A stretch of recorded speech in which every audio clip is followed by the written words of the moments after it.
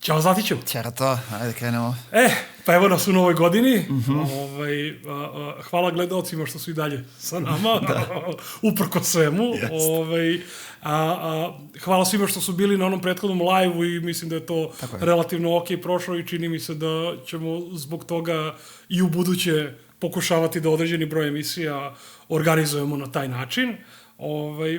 I možemo odmah da se i ljudima izvinimo napred što, pošto se ova naša emisija stalno prvo snimamo sa određenim zakašnjenjem, pa onda su praznici ovo ono, toliko stvari se opet dešava da je pitanje da li ćemo uspeti da pohvatamo sve, dok dođe do montaže i puštanja naše emisije, sigurno će se desiti još neke stvari i tako dalje. I u tom kontekstu mi ne možemo niti želimo da izigravamo dnevnu novinu ili nešto što na taj način komentariše događaje, nego pokušavamo te glavne tokove da uhvatimo, ali eto, unapred da se ogradimo od toga što možda sa nečim kasnimo ili nešto smo jednostavno tempo snimanja nam nije omogućio da sagledamo neku stvar u celini. Da, i izvinjenje veliko, nismo uspeli da se organizujemo, da uradimo još jedan live sa onim pitanjima koje su ostala neodgovorena iz prethodnog, tako da evo to što pre.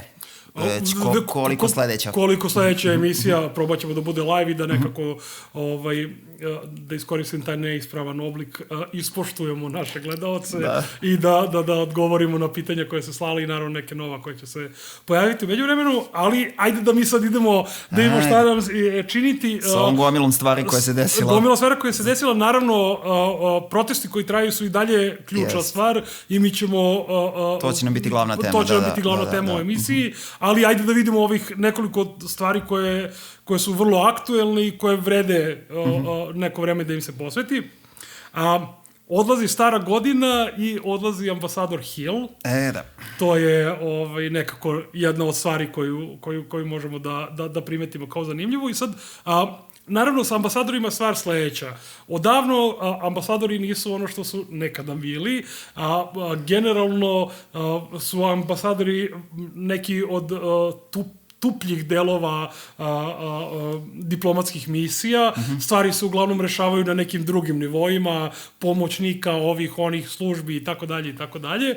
Sem u situacijama kada je region o kome se radi i prostor i situacija u kojoj se nešto dešava takva da treba poslati nekoga sa određenom količinom soli u glavi i to je ovaj prethodni američki režim uradio sa Hillom, koji je čovek koji je upravo bio zadužen za rešavanja kriznih žarišta i kod nas je bio involviran pred bombardovanje i tako dalje.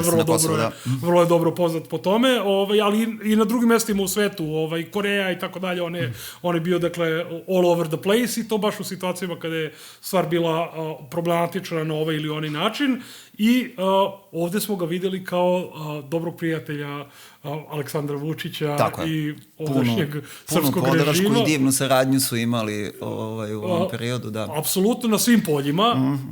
Što reče jedan od propagandnih časopisa koje je američka ambasada ovde gura, sad sam zaboravio koje mu je tačno ime, ali imali su intervju sa Hillom i naslov je bio napredak, samo napredak vidim u odnosima između Srbije i Amerike.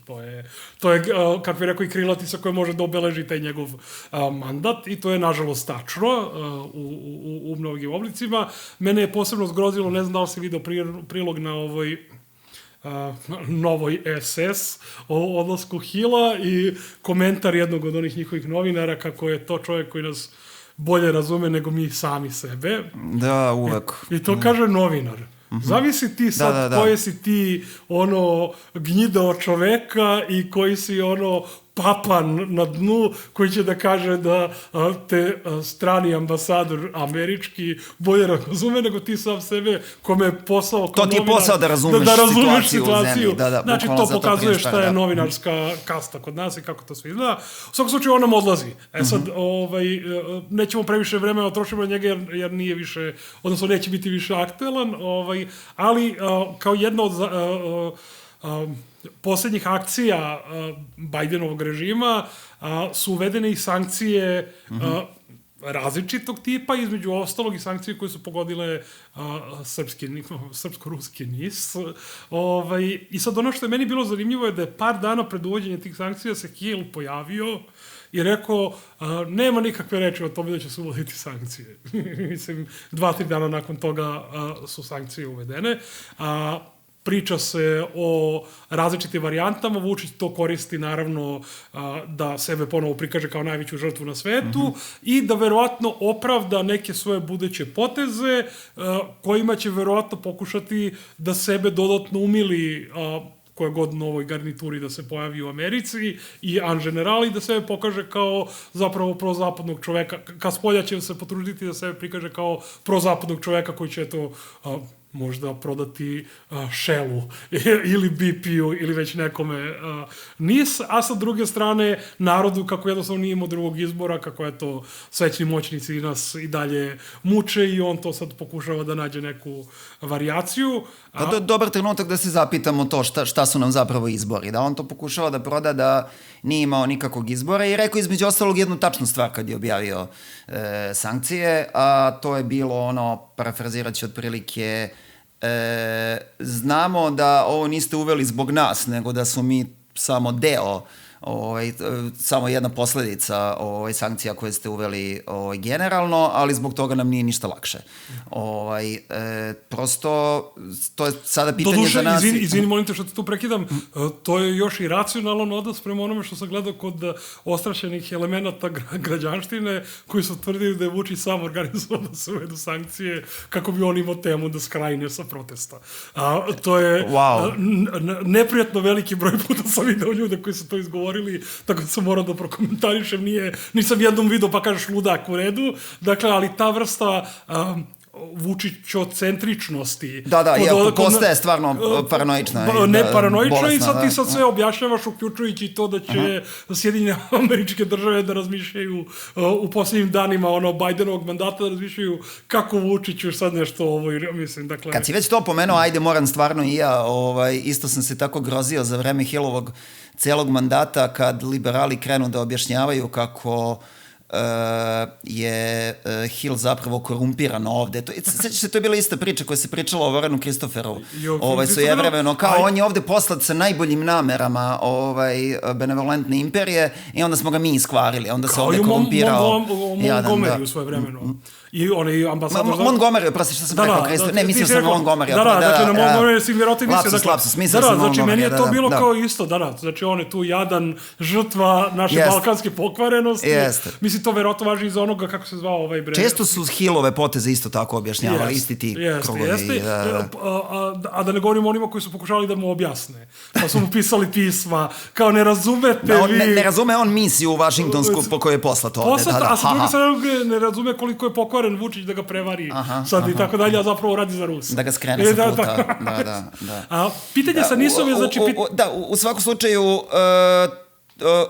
očekivao bih, nadam se i treba da radimo na tome da sad iskoči antiratni angažman u Srbiji, jer sad smo definitivno pogođeni ratom u Ukrajini nego što smo bili do sada.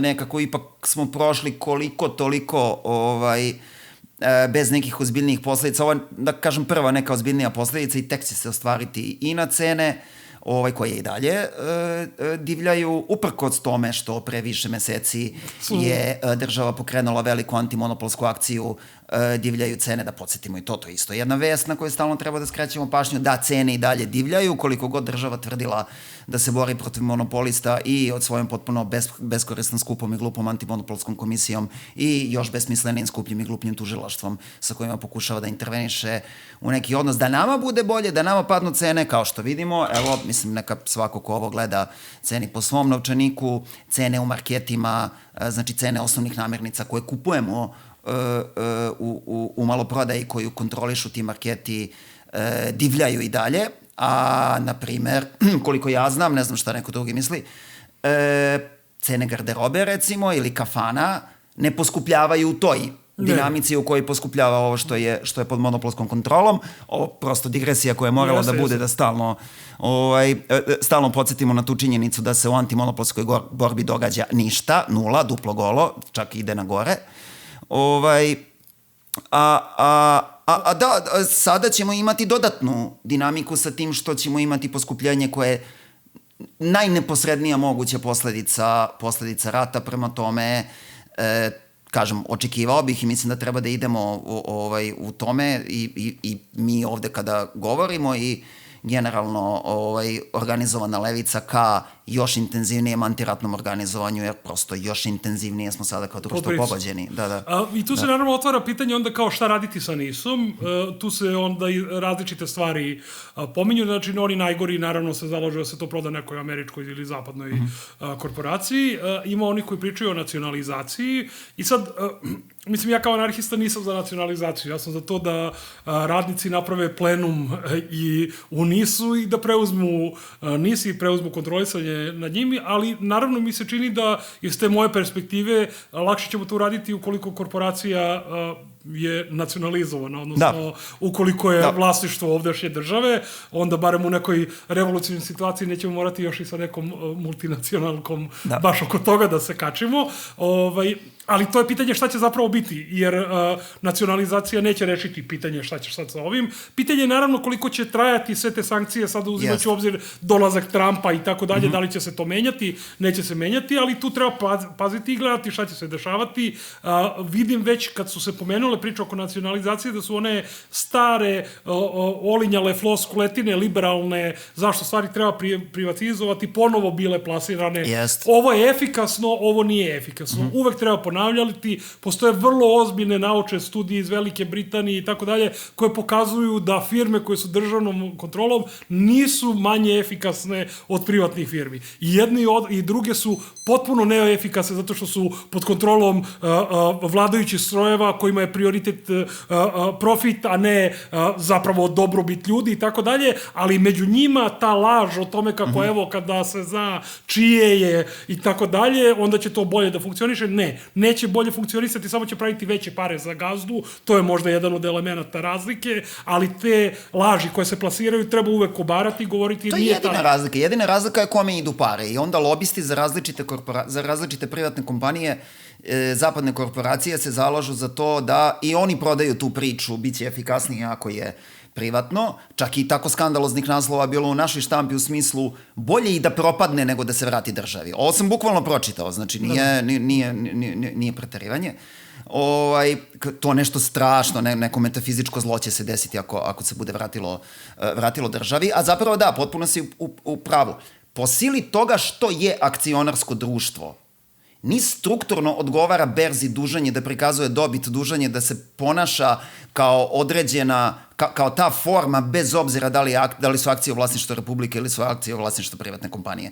To je struktura koja njega tera da se ponaša isključivo profitno orijentisano i da zaboravi na javni interes čak i ako je pod kontrolom države u smislu države kao najvećeg akcionara. Prema tome to je potpuno irelevantno. Jasno.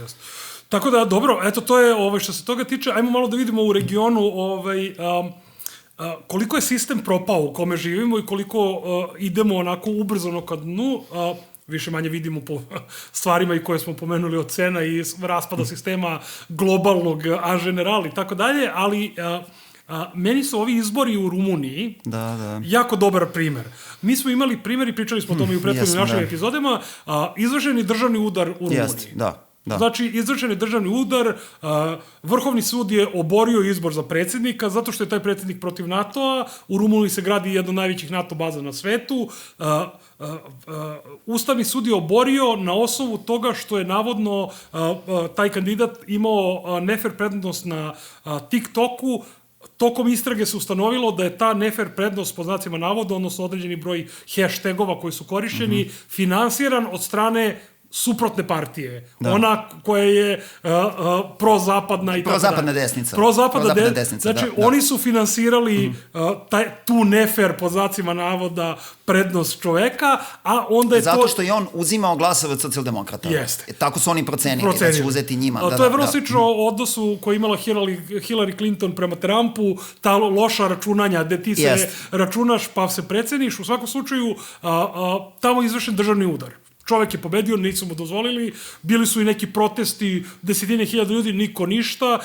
Taj primer koriste birokrate evropske da prete okolo povodom Nemačke, je neko od njih rekao da ako AfD pobedi, oni imaju mehanizme da urade iste stvari. Znači, mi imamo u tim slabijim državicama, to nije centar Evropske unije, to su te periferne države, druga Evropa, kako se to zove, ona koja je ušla pod američkom paskom svojevremeno da bi imala Amerika svoju protivtežu u Evropskoj uniji, oni su moneta za potkusurivanje. Nikoga ne zanima činjenica da je izvršen državni udar i da predsjednik koji je izabran ne može bude predsjednik i mi živimo znači u sistemu gde je sad normalizovana ideja da ti imaš, znači ako je neka bedna država, pod znacima navoda bedna kao što je Rumunija, tamo možeš da menjaš predsjednike, može bude bilo ko, ako ti se ne sviđa ovo i oborit će ga, stavit će ga sledeći, tim primjerom ćeš da plašiš ostale i evo šta je posljednja informacija je da će oni u maju da imaju blagomeni izbore predsjedniče. Ako ga ne uhapse do tada, jer pošto je sada već izgleda da je situacija da on stvarno ne može da ne pobedi, i mu sve ide u korist. Što se događa i nekako uspeva da apsorbuje razne nezadovoljstva, da mu čak negde iskače, da mu skače podrška, pošto ne može da ne pobedi. Ovo izgleda da ide u pravcu kao, ne znam, Imran Khan, recimo, u Pakistanu. Koji se meni nalazi na spisku ovde tema koje treba pomenemo, tako da vrlo... Čini mi se da je za poređenje u tom smislu da će na kraju i to da se desi, znači ili će ga uhapsiti na različite druge načine, naterati da se povuče iz borba ili ne znam šta, ali da prosto pobediti neće. U krajnjoj liniji. Tako da to je Rumunija. Sad... U nama bližoj Hrvatskoj su bili takođe izbori i Milanović... Čestitamo Milanoviću, najiskrenije čestitke s moje strane. Ja ne čestitam baš političarima, dakle, ali mi je jako zabavno da je Milanović pobedio, pogotovo onog degenerika drugog koji je stvarno ispod svakog nivoa. Dakle, njegov protiv kandidat je stvarno bio trešina teška. Onaj neki što ga jure žene po ulici i što mu kažu neću glasam za tebe ni mrtva. Znači, to je stvarno ispod svakog nivoa, ovo je neki kao... Svaka čast toj ženi takođe. I takođe, naravno. Milanović je pobedio i ja mislim da stvarno jedan od tih elemenata koji ljudi jako često podcenjuju kada vide njegovu popularnost je taj njegov odnos prema ratu. Znači, ja mislim da je on stvarno, to je jedino, mislim, kako je rekao, to je najsvetija stvar koju ja mogu da vidim kod Milanovića je njegov odnos prema ratu. U odnosu, ne zato što on ima genijalan odnos prema ratu, on je, dakle, buržovski političar, kreten, ali u odnosu na ono što je u ponudi, dakle, buržovskoj, parlamentarnoj, on je tu, dakle, najartikulisaniji ako sad izuzmemo, ne znam, Radničku frontu ili tako neke marginalne grupe, on je tu najartikulisaniji protivnik rata, protivnik slanja vojnika tamo, protivnik finansiranja dalje rata i tako dalje. Nije mala razlika nije mala razlika u odnosu na evropski mainstream. Kako da ne, u to smislu je sjajno, tako da to je priznamo i da dobro je što je to. Dobar znak i dobro je da... I u ostalom, i takođe što je i sam rekao, ovo nije podrška meni, ovo je kritika vlade. Da, naravno. Za to što je pobedio na izborima, što je takođe okej stav da se artikuliše od strane pobednika. Jeste, i kažem, da ima takvih antiratnih sentimenata, to je dobro, na kom god nivou se pojavili. Okej, naravno, one kretenčina, kao što rekao, znamo šta se može da se desi dalje s Milanovićem, šta će on raditi i tako dalje. Mislim, najbolje što može da se desi je da se dovede opet Josipa Lisac da peva na inauguraciji ili tako nešto. To je ono što ja očekujem od buržovskih političara kao u domenu najboljega, ali kad sam toga vidio sam da će Snoop Dogg da peva Trumpu na inauguraciji, tako da to je sad već čini mi se da buržovska politika dolazi na svoje mesto i da nam najzad pokazuje da su ti izbori koje biramo na tom nivou estetike, muzike i tih stvari i onda kao okej, znači bolje Josipa Lisica nego, stvarno ne znam ko bi sad pevao ovom HDZ-u. Mislim, ne bi Thompson, mislim... Ne smijem ni da pomislim. Mislim, tako da. Elem, to je u našem regionu i sad posljednja stvar u našem regionu koja se desila, koja je stvarno vrlo grozna, je pokolj koji se desio na Cetinju, gde je 15 ljudi pobijeno u međuvremenu. I sad imali smo tu priču i sa Kostom K, Ribaram i tako dalje, ali otprilike u isto vreme ili nešto malo kasnije ranije je u New Orleansu takođe pobijeno tako neki 15-20 ljudi, ne znam ni ja više koliko ljudi. I to hoću reći da to nekako nam pokazuje da je to taj globalni fenomen kapitalistički. Društva u koje smo svi potpuno traumatizirani, individualizirani i odvojeni jedni od drugih, alijenirani i dovedeni na ivicu nerava. I mislim, to će se dešavati. Mislim, ovaj put je bio Cetinje i New Orleans, što reče onaj Živnikov film Brooklyn Gusinje. Dakle, jednostavno, to je nešto što možemo promenimo tek kad budemo promenili sistem.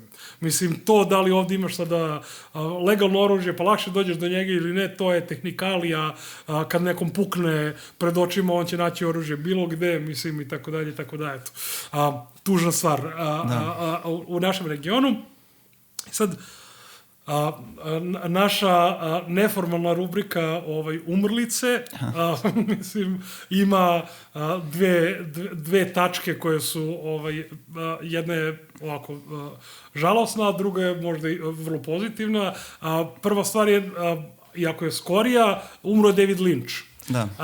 Sad, David Lynch, veliki umetnik, Eraserhead, Blue Velvet, ovo ono. Straight Story bi bio moj favorit, ali dobro. Blue Velvet je moj, dakle, ali stvarno velika šteta, velikan filma, ali sa druge strane Jimmy Carter je umro. Znači, što mi je posebno drago. Mislim, ovako, znam da delujem kao neki grozan čovjek, ali baš mi je drago da je umro Jimmy Carter. Zašto mi je drago? Pa zato što ga sve vreme prikazuju kao nekog divnog čoveka. To jeste strašno i toga nismo bili pošteđeni ni kad je umro. Jimmy Carter, grozni islamisti gujebali, a baš bio sve najbolje što može čak da zavisi, uopšte nije bio imperijalista. Ne. Dakle, tip je bio naravno imperialističko govno kao i svi američki predsjednici, ili što bi svoje vremeno Chomsky rekao, svaki američki predsjednik posle Drugog svjetskog rata može bude suđen u Nürnbergu i bude osuđen za ratne zločine. Uključujući i Cartera. I imenovao ga je u tom, kad je to govorio i pomenuo je južnoameričke, ako se dobro sećam. Dakle, tako da dobro je da umro Carter i onako zaista grozna njuška. Grozna njuška i takođe te gluposti koje su pričane o njemu, kako je, mislim, kritičari sa levičice uglavnom nisu branili njegov mandat, više su branili, ali ipak kad je napustio Belu kuću, radio je neke dobre stvari, taj njegov Carter Center za poštene izbore je ipak doneo nešto, doprineo miru u svetu, razvoju demokratije, ne znam šta. Skrenuo bi samo ljudima pažnju da ne gubimo mnogo vremena na to, na odličan tekst koji je Margaret Kimberly napisala na Black Agenda Report, gde je podsjetila na Carterovu ulogu post-predsjedničku, na ulogu njega kao šefa Carter centra za poštene izbore, na njegovu ulogu na Haitiju, gde je zapravo, odnosno kako je bio deo imperialnog pritiska da se Aristidu, znači levom... Aristid je jedan od ljudi koji dolaze sa one takozvane teologije oslobođenja, znači levi katolici, da tako je najjednostavnije opisati, hrišćanski socijalisti, ajde recimo, uslovno, koji su nakon decenijske diktature na Haitiju napokon osvojili vlast. Carter je bio deo pritiska zajedno sa tadašnjim, sa kabinetom Busha starijeg, tadašnjeg predsjednika, da se zapravo, da se na njih izvrši pritisak da ne osvoje vlast, da se zapravo zbog spornih izbora povuku. Toliko, mislim, nekako najilustrativniji, a inače Carter Centar je, iako je često su ga ljudi hvalili zato što kritikuje i američke izbore, pa kaže, evo vidite, nisu ni ovde najpošteniji, nemoj da se zavaravamo, imamo mi ovde gomilu problema, naročito u ovo vreme kad je bila cela ta krađa Sandersovih glasova za račun Hillary Clinton i ostalih. Ali, ajde, čak i da mu se tu prizna neko eventualno poštenje, ipak veći deo rada Carter centra je bilo zapravo batinanje zemalja globalnog juga zbog toga da se delegitimišu neke vlasti za koje imperija jednostavno tu nije želela. I da se razumemo baš u tom kontekstu hvaljenja nekoga nakon završetka svog mandata i onih stvari koje je radio, baš Bush, kog se pomenuo stariji, ima jako dobru predsjedničku biblioteku. Koja je napravljena naravno nakon njegovog mandata i tako dalje, ali nikom valjda ne bi palo na pamet da kaže ovaj čovjek je da je bio grozan tokom svog mandata, ali ti ima sjajnu biblioteku. Tako da, da. Ili ovaj što slika, sin. Mlađi. On meni deluje sve više. Klava, ali bio dobar slika. Pazi, kako vreme prolazi, on mi deluje kao najnormalniji čovjek od svih koji su bili američki predsjednici. Debilčina, naravno, kompletna, dakle, ali obična debilčina, nije posebno namazano, nego je iskreno glup i takav kakav je, onda nekako čovjek bude i simpatičniji. Mislim, uslovno govoreći, jel? Tako da, eto, imali smo te dve smrti i onda, ajde, kada već pominjamo godine smrti, pre par dana ili nekoliko dana u odnosu na, malo više dana u odnosu na to kad ćemo mi biti emitovani je 116. godišnjica od rođenja Oskara Devića. Oskar Deviću, to smo pričali možda i u onom live-u, jer meni se čini jedan od ključnih jugoslovenskih autora, jedan od najvećih pisaca jugoslovenskih i tako dalje, pa onda barem nešto lepo, ajde da pomenem u tom kontekstu. Sad,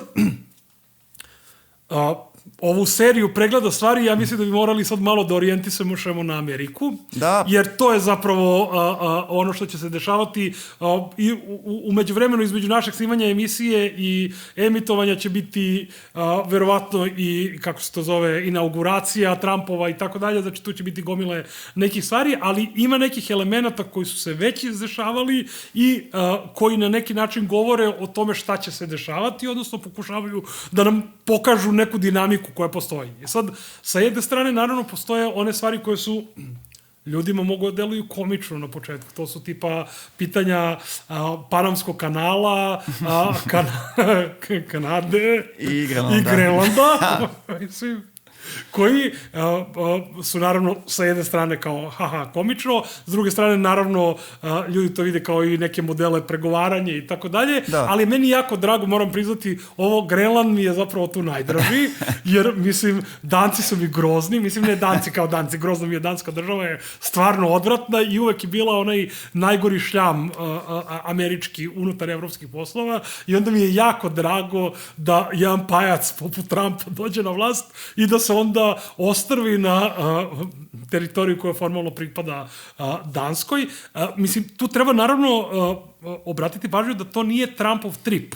Stvar je u tome što ljudi imaju pamćenje kratko i u najboljem slučaju nekoliko decenija unazad i onda im stvari mogu delovati prosto neverovatno, ali Ameri su 3 ili 4 puta u poslednja 2 veka pokušali da kupe Grenland.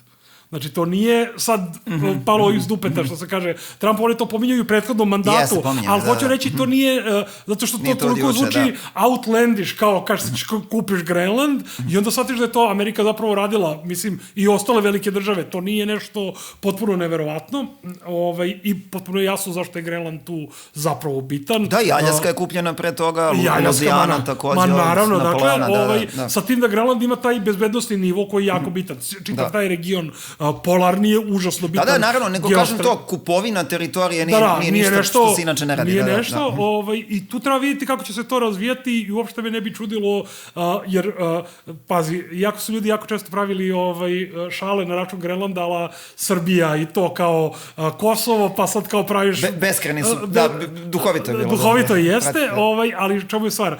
Za razliku od Srbije, Danska glumata i ima poziciju da može da glumata njenu otvorenost da Grenland odradi šta će da radi. Znači, pozicija zvanična Danske je, molim vas, Grenland je autonoman i ima pravo na autonomiju do odcepljenja. I to je neki odnos gde ti zapravo imaš finansijsku korist što si deo bogate države kakva je Danska, tebe je 50-70 hiljada ljudi živi tu.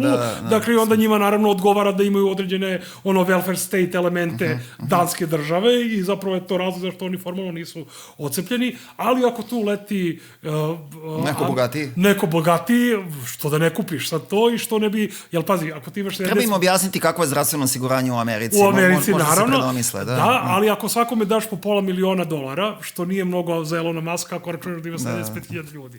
Dakle... Onda šta će ti zdravstveno osiguranje? Šta će ti zdravstveno osiguranje? Dakle, razumeš, jer tu postoji jedna drugačija dinamika i mislim da je to dobro, zato što eksplicitnije pokazuju u kakvom sistemu živimo. To je ono što smo od Trumpa uvek očekivali. Znači nema više laži, nema...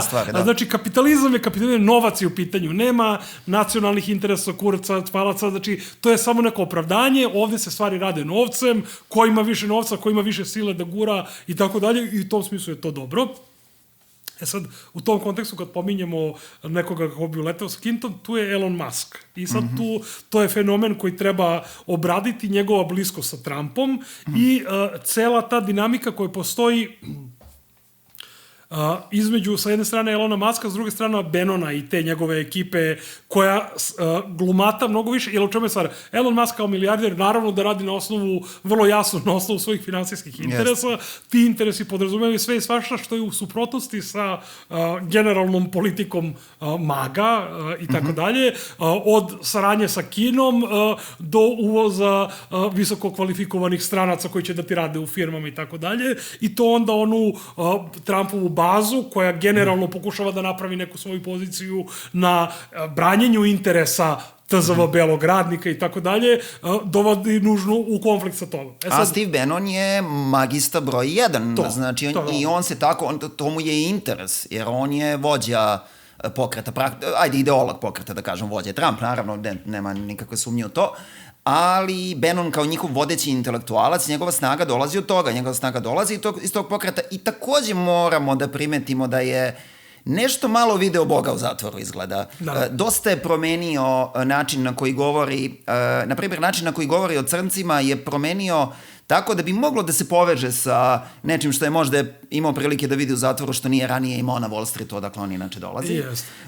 Tako, da primetimo i to, ne znam kakvog će utica imati u politiku, ali se vide o njegovom u priči. Pominje sve više black and latino working class i tako dalje, znači tomu je retorika koju pominje. I sad, naravno, ko će tu odneti prevagu? Pa naravno će odneti Elon Musk. Znači, neće odneti Bannon i sa njegovom ekipom. Zašto? Pa zato što nema novca. Dakle, mislim, stvar je vrlo jednostavna. To će biti izvor nekih, kako bih rekao, tenzije i tako dalje, ali nema sumnje ko će odneti i ne samo što je ova raketa Elona Muska koja je eksplodirala pre neki dan i raznela se kao neka vrsta vatrometa za Trumpovu inauguraciju. Mislim da, kako bih rekao, ta vrsta dinamike će biti jasna, da gliniju zapravo daju oni koji mogu finansijski da... Ovo je odlično pitanje. Ja ću sad da kažem da ja sam agnostik po tom pitanju. Znači, ko će da izađe kao pobednik iz tog obračuna, sve nam govori da će izaći Musk, znači sve ide u tom pravcu, političko-istorijski svi argumenti su na toj zapravo strani. Ali ajde da dozvolimo da se možda nešto menja u onom smislu u kojem smo ranije razgovarali, da je Trump neko ko sada dolazi da spasi i da konsoliduje imperiju nakon ozbiljnih problema u koje je uvalila dosadašnja, da kažem, obamističko-liberalna struktura, koja je dosta oslabila i položaj u svetu i generalno su se malo raštrkali suviše, su overstretched, kako se to kaže na srpskom, po različitim ratištima, previše su resursa razbacali na razne strane, u ogromnom su minusu, nikako ne znaju kako se Kinom da izađu na kraj i tako dalje, i da je sada Trumpizam ono što je obamizam bio 2008. Neko ko može da povede narod onda u pravcu hope and change, a danas u pravcu Make America Great Again, da nekako digne entuzijazam u narodu i onda da taj entuzijazam usmeri ka konsolidaciji imperije, kao što je Obama radio pre njega. To može da uključuje između ostalog i nekakvo redefinisanje odnosa između političara i donatora. između onih koji to plaćaju i onih koji... To može da bude deo tog paketa. Ja ne kažem da će to da bude, ali... I ovo je dosta vezano sa Izraelom. Mislim, Izrael nam je isto na spisku, ali mislim da je jako povezano, zato što jedna od stvari koje, recimo, ni ti ni ja nismo očekivali da će Trump da uradi, ako se sećaš, naše predviđanje je bilo, makar moje, mislim, svog se makar tačno sećam, je bilo negde u smislu...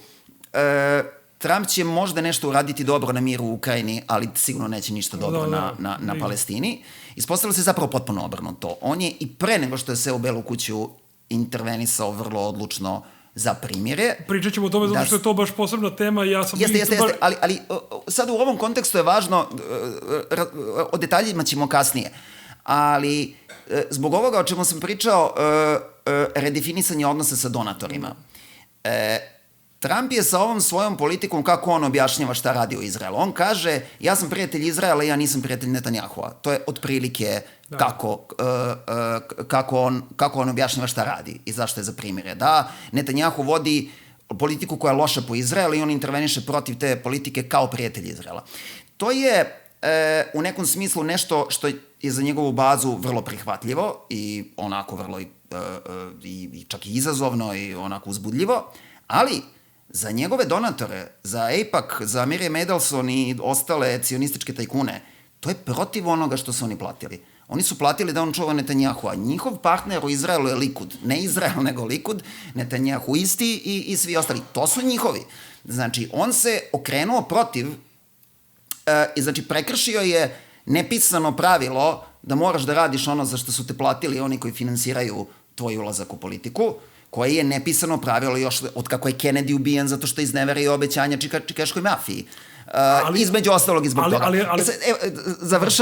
Ovim završavam.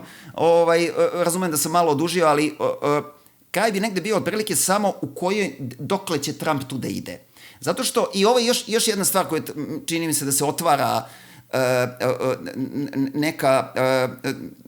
neko polje, jasnije su neke stvari ko kojih su bile neke zablude šta je tačno mesto i uloga izraelskog lobija u imperijalnoj politici na Bliskom istoku.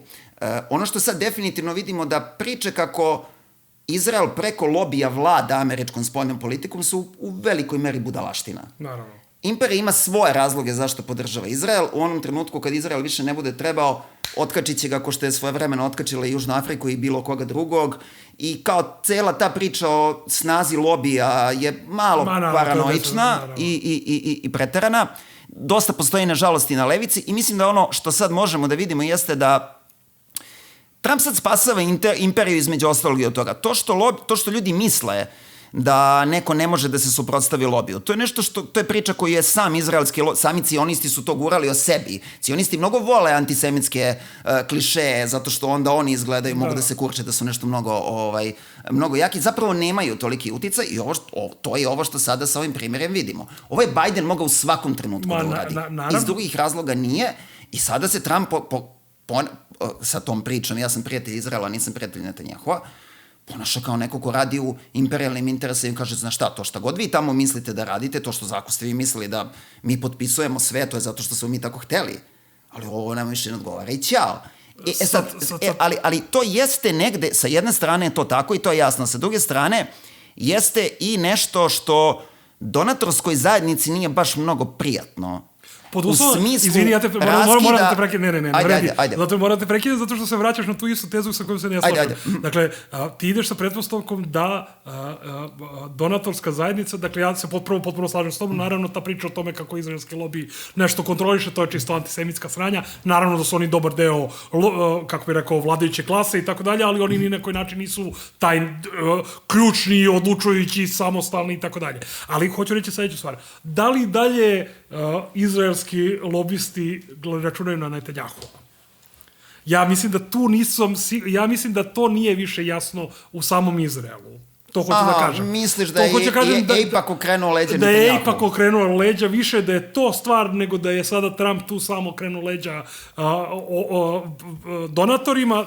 Kako bih rekao, meni se čini da je Netanyahu odigrao svoje. Došao je do ICC-a, oni moraju do ovog međunarodnog suda, iako naravno svi znamo, to je sve bez veze, taj sud je papet, nema nikakvog uloga, ali mislim da je na tom nekom formalnom nivou, kad se dođe do tog nivoa, da je tvoja korisnost iskorišćena do kraja. Sem ako nećeš reći jer rušimo sistem, baš nas briga, nema više ni Ujedinjenih nacija ni ničega, a ne mislim da su spremni da idu toliko daleko. Tako da bih ja tu onda doveo u pitanje da li je to potpuno, mislim opet vreme će nam naravno pokazati kako će se on pojavljivati, ali ja mislim da taj finansijski nivo, važnost tog finansijskog elementa može da se vidi jako dobro u Muskovim potezima vezanim za Nemačku i Veliku Britaniju. Njegov upliv u pitanje izbora u Nemačkoj, podrška AfD-u, koji, već smo pričali, nisu fašisti, rasisti, liberali iz Nemačke i tako dalje, kao što i Trump, kao što i Elon Musk, rasista, liberal. Dakle, ovo su nemački rasisti, liberali, ali činjenica da ti toliko kreneš da se ozbiljno baviš, da ti koristiš svoju, Twitter i tako dalje i da to onda ima jako veliki efekt zbog same činjenice da je to ta vrsta platforme, da ti u Britaniji kreneš da pritiskaš Nigela Faragea za koga generalno planiraš da ti bude neka vrsta tvog lika, da onda se petljaš u to da li mu je saradnja s onim Robinsonom, onim zaista fašistom, da li to treba da se radi ili ne treba da se radi, to pokazuje snagu. Gde se vide zemlje poput Velike Britanije, koje nam odavde stoje Velika Britanija, Engleska, pa Nemačka i tako dalje, koje su bedne provincijice, gde neki tip koji ima akses predsjedniku Amerike može sebi da dozvoli da de facto utiče, ne u smislu sad uticanja na izbore u onom negativnom smislu koji koriste ovi liberali pa kažu on se meša u izbore, a to ne znam što Soros finansira NGO-e nije mešanje u izbore, sve je naravno mešanje u izbore, naravno, dakle, ali hoću reći da tu postoji vrlo eksplicitna namera i mogućnost, jer ti kad si milijarder tog tipa, to ono što ti napišeš na Twitteru, to će svi da vide, svi će da počnu da razmišljaju u tom pravcu i čini mi se, kako bih rekao, Bannon to ne može da radi. Znaš, ne može Bannon da ono što Bannon kaže ostane u halo sobi ljudi koji prate magu. A ovo je jedan globalni rič i samim tim mogućnost dalekosežna, da se vratim na ono od čega smo krenuli, čini mi se da je mogućnost Bannonova da utiče mnogo ograničenija u odnosu na to što može da radi neki milijarder ili najbogatiji čovjek na svetu, da se mi razumemo. Znači... Nije, to sigurno jeste.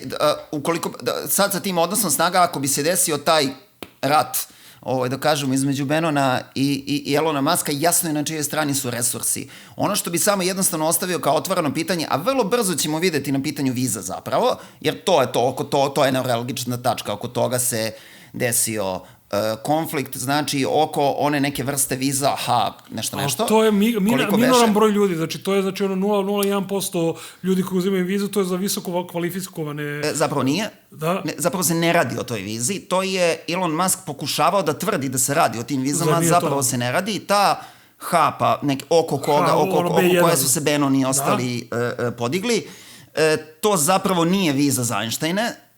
To je drugi tip vize protiv koga je svojevremeno bio i Trump kada je govorio da je to... Trump je bio protiv svih viza ranije, naravno.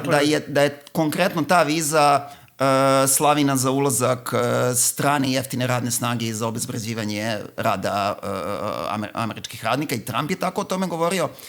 Onda je, nakon što je Elon Musk ustao u odbranu tih viza, Trump se trenutno oglasio da on zapravo nije protiv toga, pa su ga uvatili u kontradikcije, ranije ima dokumentovano da jeste govorio protiv toga i MAGA su se zapravo digli protiv toga, između ostalog i protiv tog pokušaja manipulacije, gde Elon Musk zapravo laže, obmanjuje javnost i kaže da se radi o tim Einstein vizama, zapravo se ne radi o njima, radi se o nekom sasvim drugom... Evo i mene obmanuje, ja nisam ispratio dovoljno, dakle...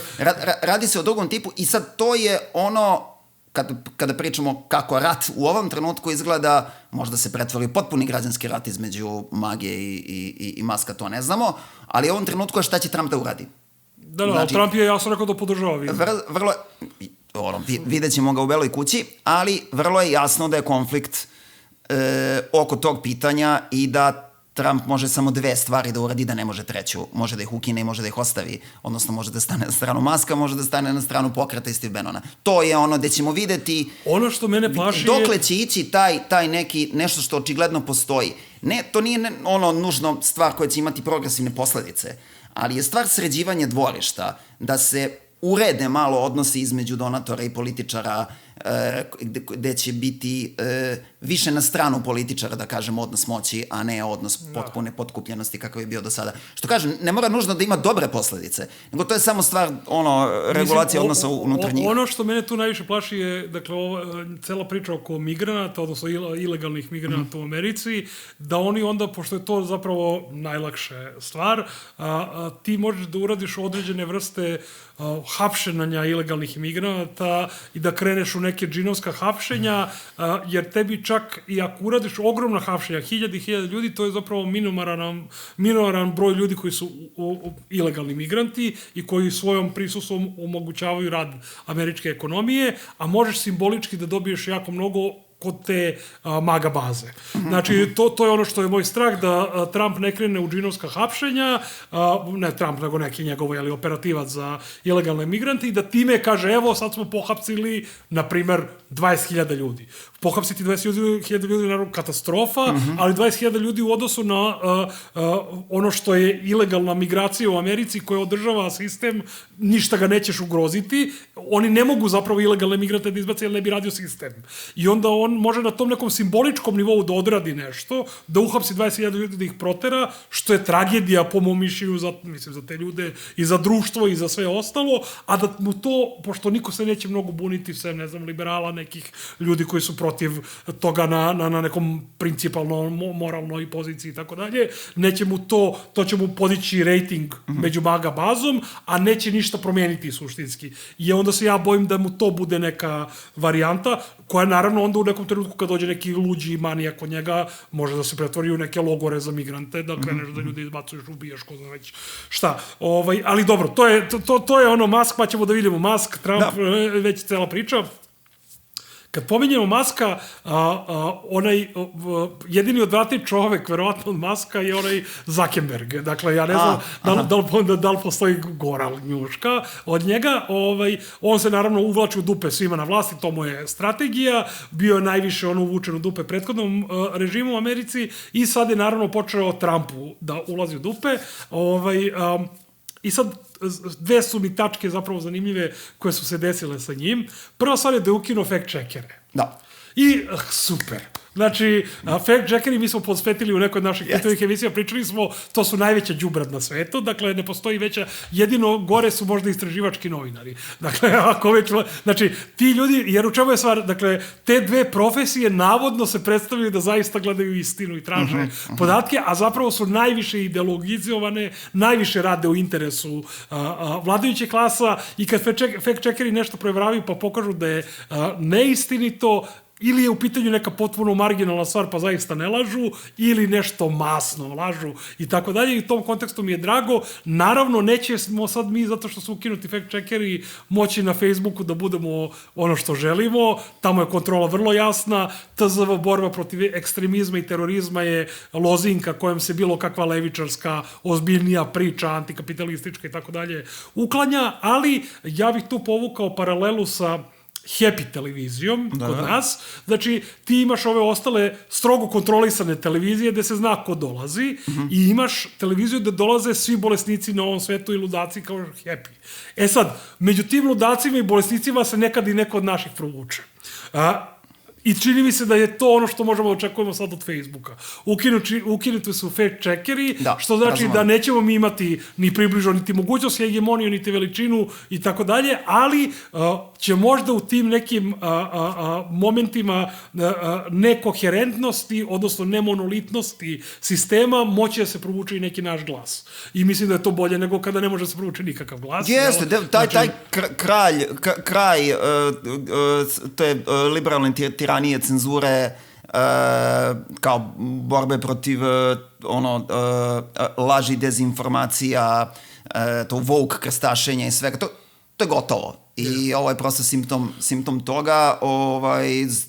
Zuckerberg, ili kako god da se to prezime izgovara, prosto samo se povija kako vetar duva, bio je poslušan onoj doktrini, sada je poslušan Trumpovoj, takozvanoj Trumpovoj i Muskovoj, sledi Muskov primer u borbi za slobodu govora. Naravno, vidjet ćemo šta ta sloboda govora znači, neće ona biti bez ograničenja, već vidimo i kako se dojučerašnji konzervativni borci za slobodu govora odnose prema propalestinskom govoru i tako da imaće to neke svoje probleme, ali ta era je gotova i sigurno ćemo imati jedan period u kojem će da popusti taj oblik cenzure. One cenzure, sad možda čisto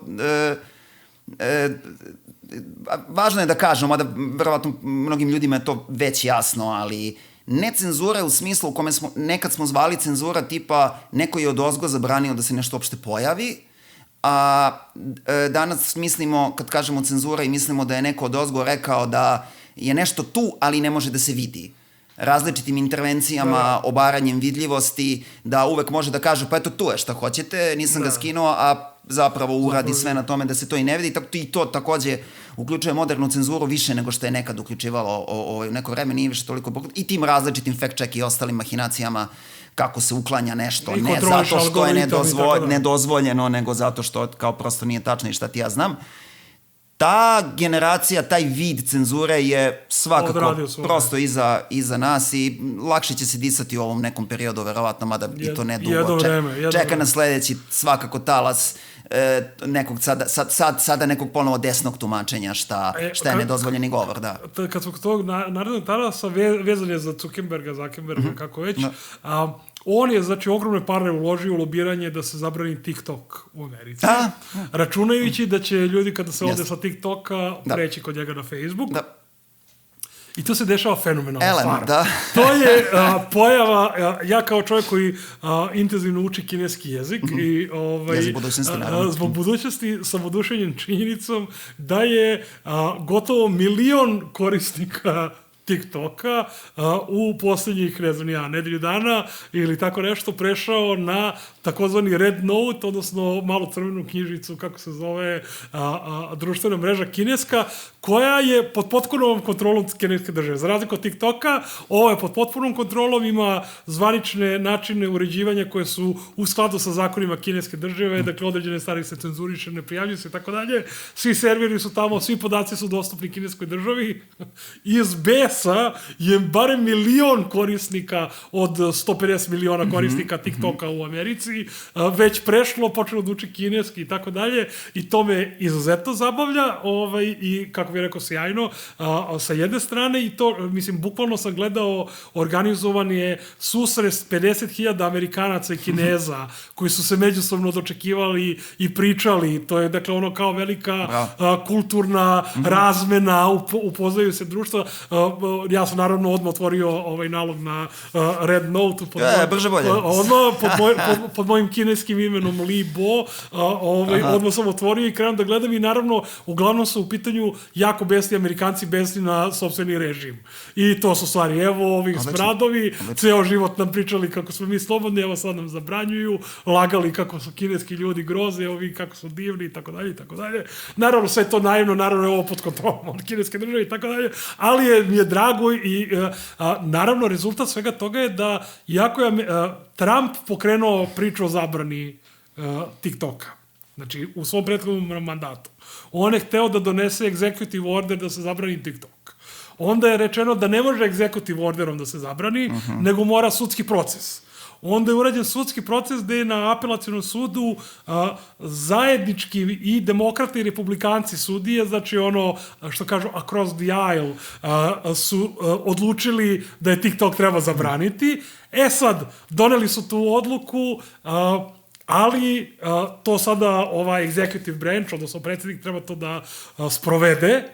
Biden je digo ruke, rekao je da neće, a Trump je poslednjih nekoliko nedelja vodi kampanju za TikTok, jer je ubeđen da je pobedio između ostalog zbog toga što ga vole na TikToku i zato što je popularan na TikToku, a Trump radi ono za što je popularan.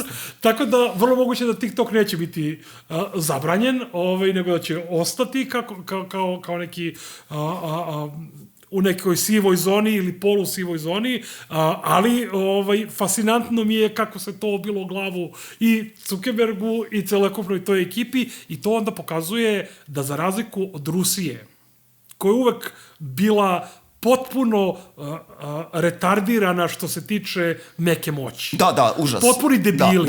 Nikada nisu znali ništa da rade oko meke moći. Kinezi su mnogo inteligentniji i ti sad imaš jednu situaciju u kojoj se čitavo američko društvo raspravlja, polarizuje, prelazi na stranu Kineza u borbi za učestvovanje na radu na njihovoj društvenoj mreži. I ogromno je, jako je dobro što sada imamo napokon i imat ćemo sigurno u budućnosti sve više sve ide u tom pravcu. Što se radi o mreži koja je to pod transparentnom kontrolom kineske države, ono u smislu ovako mi to zamišljamo i ovako mi to radimo i ovo su naše vrednosti, ovako izgleda komunikacija sa naše strane. Znači da prosto sve manje ćemo imati onih razgovora šta Kina nije, znači slušamo američku propagandu pa se lomimo da objasnimo šta Kina nije i uvek nekako smo u toj negativnoj poziciji prema Kini, da ovo zaista veliki korak u tome, da sad vidimo ne, to znači oni ovako radi, to se ovako radi i onda možeš pokažeš prstom na to, a ne da stalno pričaš šta nije, ne, to je propaganda, ne nije, beskreno, tako da apsolutno krupan korak u tom pravcu, da. Ajmo još ovih nekoliko tačaka koji ima tu. Dakle, Imran Khan, koga si pominjao, dakle, on je osuđen na 14 godina zatvora. Da. Pitanje je sad šta će biti na kraju s tim. Zato što su tako neki pregovori, moguće da je to njegova osuda zapravo jedan od aseva koji će imati u pregovorima trenutno vladajuća ekipa sa njegovom partijom, pa da će ga možda pustiti, a možda i neće. Možda i neće, da. U svakom slučaju, taj tip je dobio 14 godina. Više puta smo pričali o tome, buržoaski političari su svi korumpirani, uopšte niko sad ovde ne misli da nije neka, on je tu napravio neke dilove, dobio je pare za neku svoju fondaciju, onda je taj tip koji je dao taj novac dobio neku vrstu zakonske regulative u svom interesu ili tako nešto. Ne sumnjam uopšte da je osnovano sve to što mu stavljaju na teren. Sve je osnovano, dakle, naravno, ali govorimo o tome da se to svi rade, njemu je to potrebno i ponovit ću ponovo, kad sam ga gledao kod Assangea pre 15 godina u emisiji, on je bio u jednoj od onih emisija koje Assange radio, pomislio sam, ovaj će da ne jebe, mislim, delovao mi je ko liberal, ali sama činjenica da se pojavi u kontekstu kod Assangea, delovalo mi je, ovaj će u jednom trenutku da najebe i sad jebi ga 10-15 godina, ali evo došli smo do toga i najebo je, dakle, jer pošteni liberali, i mislim Assange je tu sam po sebi najbolji primer za to, pošteni liberali će u ovom sistemu da najebu. Jer ovaj sistem nije liberalan sistem, ovo je mnogo represivnije nego što liberali zamišljaju, ona prava koje oni misle da postoje su samo nominalna i ako zaista pokušaš da određena prava koja nominalno imaš u ovom sistemu testiraš, završit ćeš u Belmaršu ili u zatvoru u Islamabadu ili na nekom drugom mestu, a to što ti je nominalno zapravo dato za pravo da govoriš šta misli, da objavljuješ i tako dalje, to možeš mačku rep da kačiš. Samo prosto isto važi i to što si rekao za liberale, sa čim se naravno slažem potpuno, prosto isto važi i za onaj, malo pre si pomenuo taj to svi rade argument, to kao svi muljaju sa parama da bi osvojili na izborima neki značajniji rezultat. To svi rade, to nije u smislu svi su razvratni, svi su korumpirani. U današnjem buržoaskom sistemu bukvalno ne može drugačije. Možeš da ne učestvuješ u parlamentarnoj buržoaskoj politici ili možeš da radiš to. Na taj način. Tako da to kao svi rade nije u smislu to je kao neki razvratni svet, pa svi su oni takvi, pa je onda sve jedno. Nego svi rade, to je bukvalno odluka da li ćeš učestvovati u tome ili nećeš. Ne može drugačije se ovde. Ne može, da. I sad ima tu još neke 3 tačke koje su kraće i kojima mislim da možemo da završavamo ovu našu priču, odnosno pregled ovih događaja. Ajde, Palestini smo bili stavili kao posebnu tačku, ali smo već dosta pričali o njoj. Ono što možemo da pomenemo je da se govori o tom miru, odnosno najavljuje se, navodno je nešto izglasano, ali sve vreme je onako nejasno kako će to tačno izgledati, da li će se raspustiti vlada Netanjahova nakon toga, da li ovi izlaze, ove dve otvoreno ubilačke druge partije koje su sa Likudom i tako dalje, ali šta god bilo, 6-mesečno primer je bolje nego rat. Jest. I znači, ako to stvarno uspe da se... jer u čemu je stvar? Pričali smo o Trumpu, ja mislim da Trump se jako loži na Reagana, njemu su te priče sa Reaganom jako bitne, on će imati i ovu inauguraciju u zatvorenom prostoru što je prethodno radio Reagan, navodno zato što je sad hladno, što i jeste hladno i tako dalje, ali recimo meni je u pameti ono Reaganovo dočekivanje hostages, odnosno ljudi koji su bili oteti od strane Iranaca u ambasadi i mene uopšte ne bi čudilo da, pošto Trump razmišlja potpuno samo televizijski kako to deluje, da on, jedan od razloga zašto mu je bilo bitno da se ovaj deal napravi je da bi on mogao u Reaganovskom stilu da ima odnos i da su eto ti ljudi koji su oteti oslobođeni, da je on taj ko donosi mir i da na neki način tu paralelu sa Reaganom pokušava da odradi, ali Palestina naravno nije gotovo tema, to će tek trajati i ono što smo pričali dok postoji Izrael, tu svakako neće biti nikakvog mira, to je potpuno jasno, i samo se nadamo da će to primirje zaista trajati neko vreme i da će ti ljudi moći nekako da žive, da malo se, da prekinu, da im život bude samo bombardovanje. Perspektive nisu dobre, sigurno. Znači, iz primirja će proisteći nekakvi pregovori o trajnom rešenju koji sigurno neće biti pravedno. Mislim da možemo da kažemo, ako više išta može da se predviđa, mislim da negde možemo da kažemo da znamo šta je Trumpova platforma, da je to zapravo Abraham Accords, da on hoće da oživi taj svoj projekat i da mu to bude nekakvo njegovo nasleđe, neko njegovo veliko dostignuće, koliko je moguće oživjeti taj projekat. Ja se nadam da nije, ja se zaista nadam da nakon genocida koji se desi u Gazi, da ni jedan Egipat ili Saudijska Arabija ili bilo ko više prosto ne može da se vrati u Abraham Accords. Ja rekao sam da se nadam, tako da kažem, ne znam šta će biti budućnost toga, ali mislim da možemo s razlogom da pretpostavimo da će to Trump da gura, da se vrati ta njegova priča i da on nekako na kraju tu pobedi.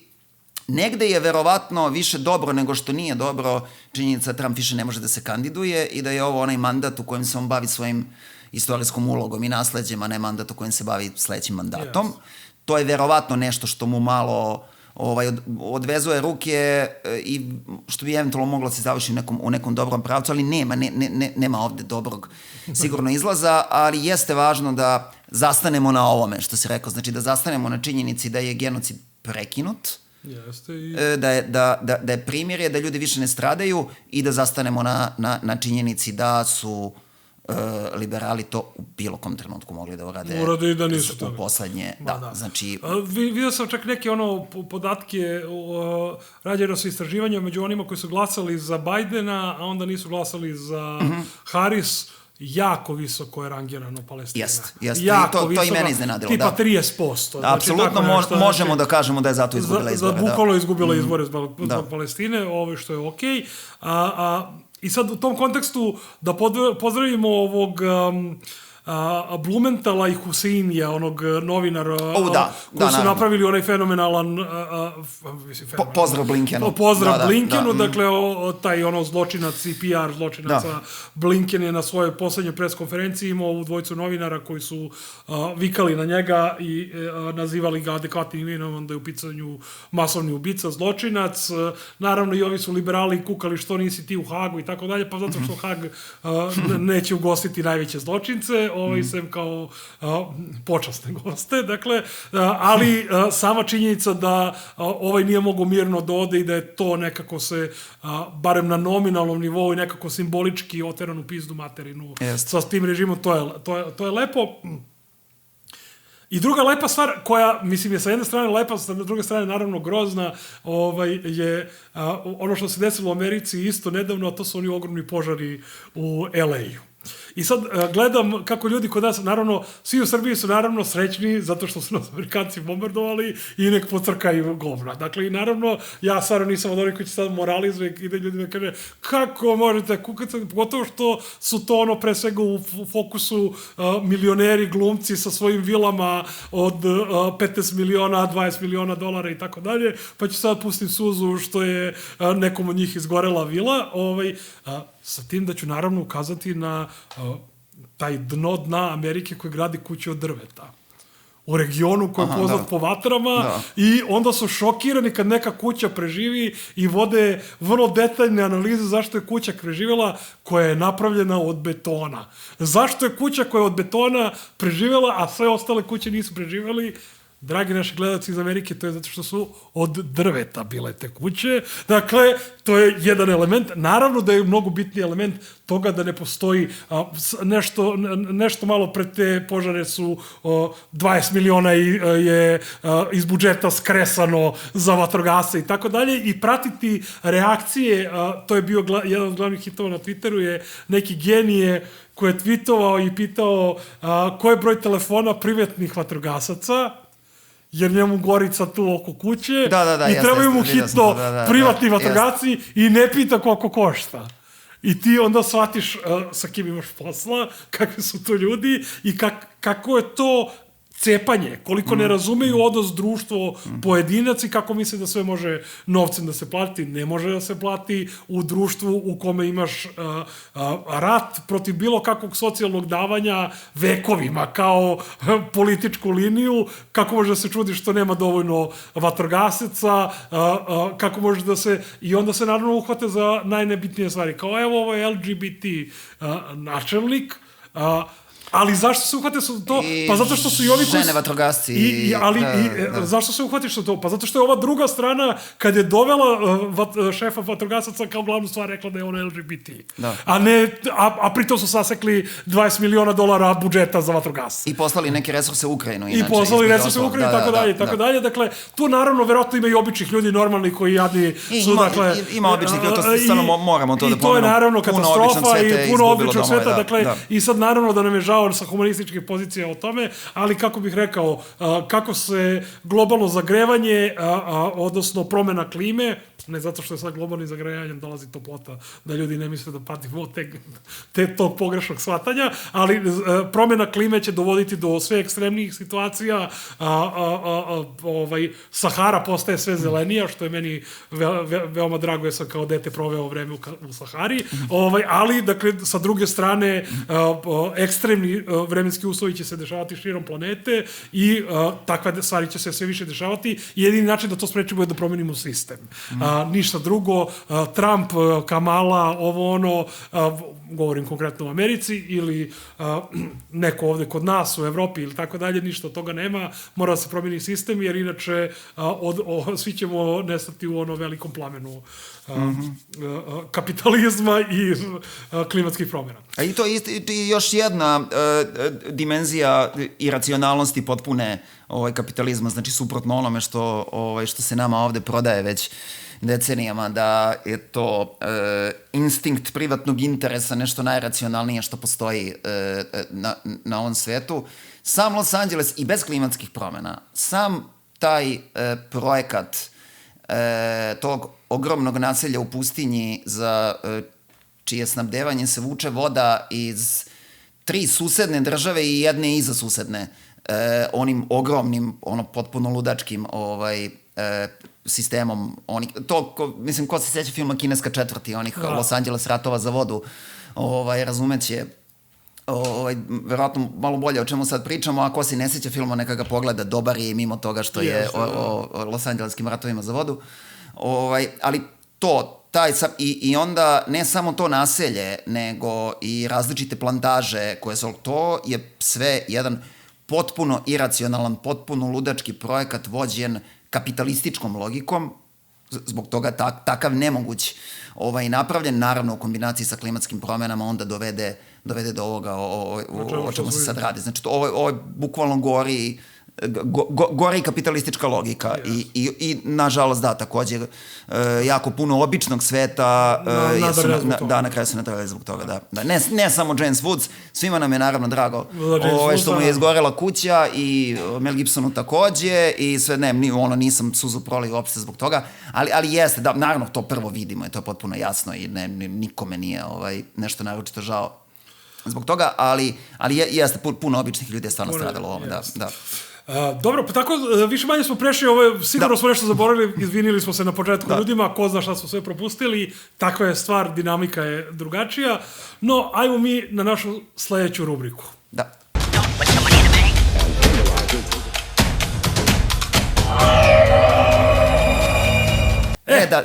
Evo nas u 5 minuta klase brže.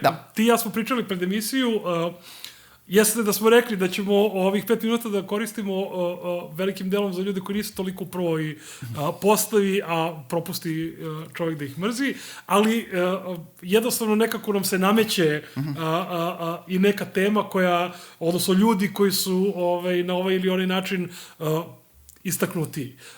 Ako se ja ne varam, mi smo Šutanovca u jednoj od naših 5 minuta pljuvali i on je sad postao ambasador, dakle, na vreme smo ga pljuvali. Sad, vrlo česta situacija koju nas dvojica srećemo sa našim prijateljima, porodicom i tako dalje, ljudima koji dolaze iz nekog liberalnijeg miljeja, je fokus na, kada se govori o problemima u našem društvu, fokus na Vučića i njegov sistem i tako dalje, koji je sa jedne strane potpuno normalno, zato što oni de facto vladaju i oni jesu predstavnici ovog i ovakvog sistema, ali jako često ima u sebi preuveličavanja, davanja snage i pozicije Vučiću koje on nema i vrlo često se stvari koje su inherentne ovom i ovakvom sistemu projektuju u njegovog predstavnika i kažu pa ovo je zbog Vučića. Jeste. I zbog njega je kad ode on, biće... Kad on ode, biće... Normalizovaće se taj sistem. Biće kako god da to njima izgleda, da. Zato je važno da pričamo zašto mi mrzimo Vučića, naročito u kontekstu između ostalog i ovih sadašnjih protesta, a to jer od toga zašto mrzimo Vučića, odnosno prevedeno na srpski, šta tačno zameramo ovom sistemu, iz toga proizilazi i kako mislimo da treba da se menja i kako će se menjati i u borbi protiv sadašnje vlasti, u artikulaciji toga šta nam tu tačno smeta i zašto mi to u stvari mrzimo i šta će doći posle toga, naravno. Kada oni padnu. Sa tim da bih ja, kada nećemo sad, ipak evo 5 minuta glasa može, nećemo sad da preterano odužimo, ali ja bih tu napravio neku, mislim da si jako lepo to opcrtao, neku podelu, da kažemo, kog mi Vučića mrzimo. Zato što Vučić ima mnogo razloga da ga čovjek mrzi. Kroz čitavu istoriju njegovog dešavanja, ali ja mislim da bi nas dvojica u ovom situaciji trebalo da se fokusiramo, kako bih rekao, jako često nalećemo kod liberala prebacivanje Vučiću za ono što je radio od 90-ih. I ranih 2000-ih. I, kako bih rekao, naravno da ne zastareva ti kad si ratni huškač, ti treba budeš zapamćen kao ratni huškač, to uopšte nije sporno. On je bio šovinista, liberal, Šešeljev i tako dalje. I sad tu postoji čitava ta plejada stvari koje on radio prvo samo kao radikal, onda kao ministar informisanja u vladi i tako dalje. Znači, sve su to stvari, ali ja mislim da je greška u današnje vreme Vučiću u raspravi s njim govoriti on je bio zločina, što je sve tačno, huškao na rat i tako dalje, sve to tačno, ali treba biti svestan da ljudi mogu da sprovode i različite politike u različitim trenucima, koliko god ekstremno bili orijentisani na jednu ili drugu politiku u nekom prethodnom trenutku. Dakle, i to je osnovna stvar. Ništa se od 2012. godine, apsolutno ništa, jedna jedina stvar nije vratila u 90. Ništa, apsolutno. A to je bila glavna strašilica, nemojte da nam dođu ponovo 90. Znači, ništa se nije vratilo u 90. Šešelj i Vučić i Šešelj sprovode svoju politiku u domenu tog liberalnog domena. Znači, parlamentarizam, kapitalizam i tako dalje. Vučić više nije programski nije šovinista. On je naravno šovinista, kao što su, kako bih rekao, svi nacionalistički buržovski lideri suštinski šovinisti, jer je to je, kako bih rekao, princip rada bilo koje buržovske države. Dakle, što reče Kanger ga staži, kada na mesto opštosti staviš neki partikularizam, tipa neku posebnu naciju na mesto ljudskog bića, ti si već tu na pola puta ka radikalnom zlu. Dakle, ali to je nešto što je inherentno svim političarima. Da li je to Macron, da li je to Tony Blair i tako dalje, jednostavno takva je, to je država. Ali ovde govorimo o tom posebnom šovinizmu, negiranja Hrvata, rat u Bosni, ono što je bila Vučićeva politika ranije, to više formalno nije njihova politika i mi njega sada imamo mnogo drugih razloga zašto ga mrzimo, pored tih elemenata koji su njemu tu, kako bih rekao, od uvek bili, tipa šovinizam i tako dalje, i to smo onda i pričali da kada budemo ušli u ovih 5 minuta, pokušamo da taj neki njegov sadašnji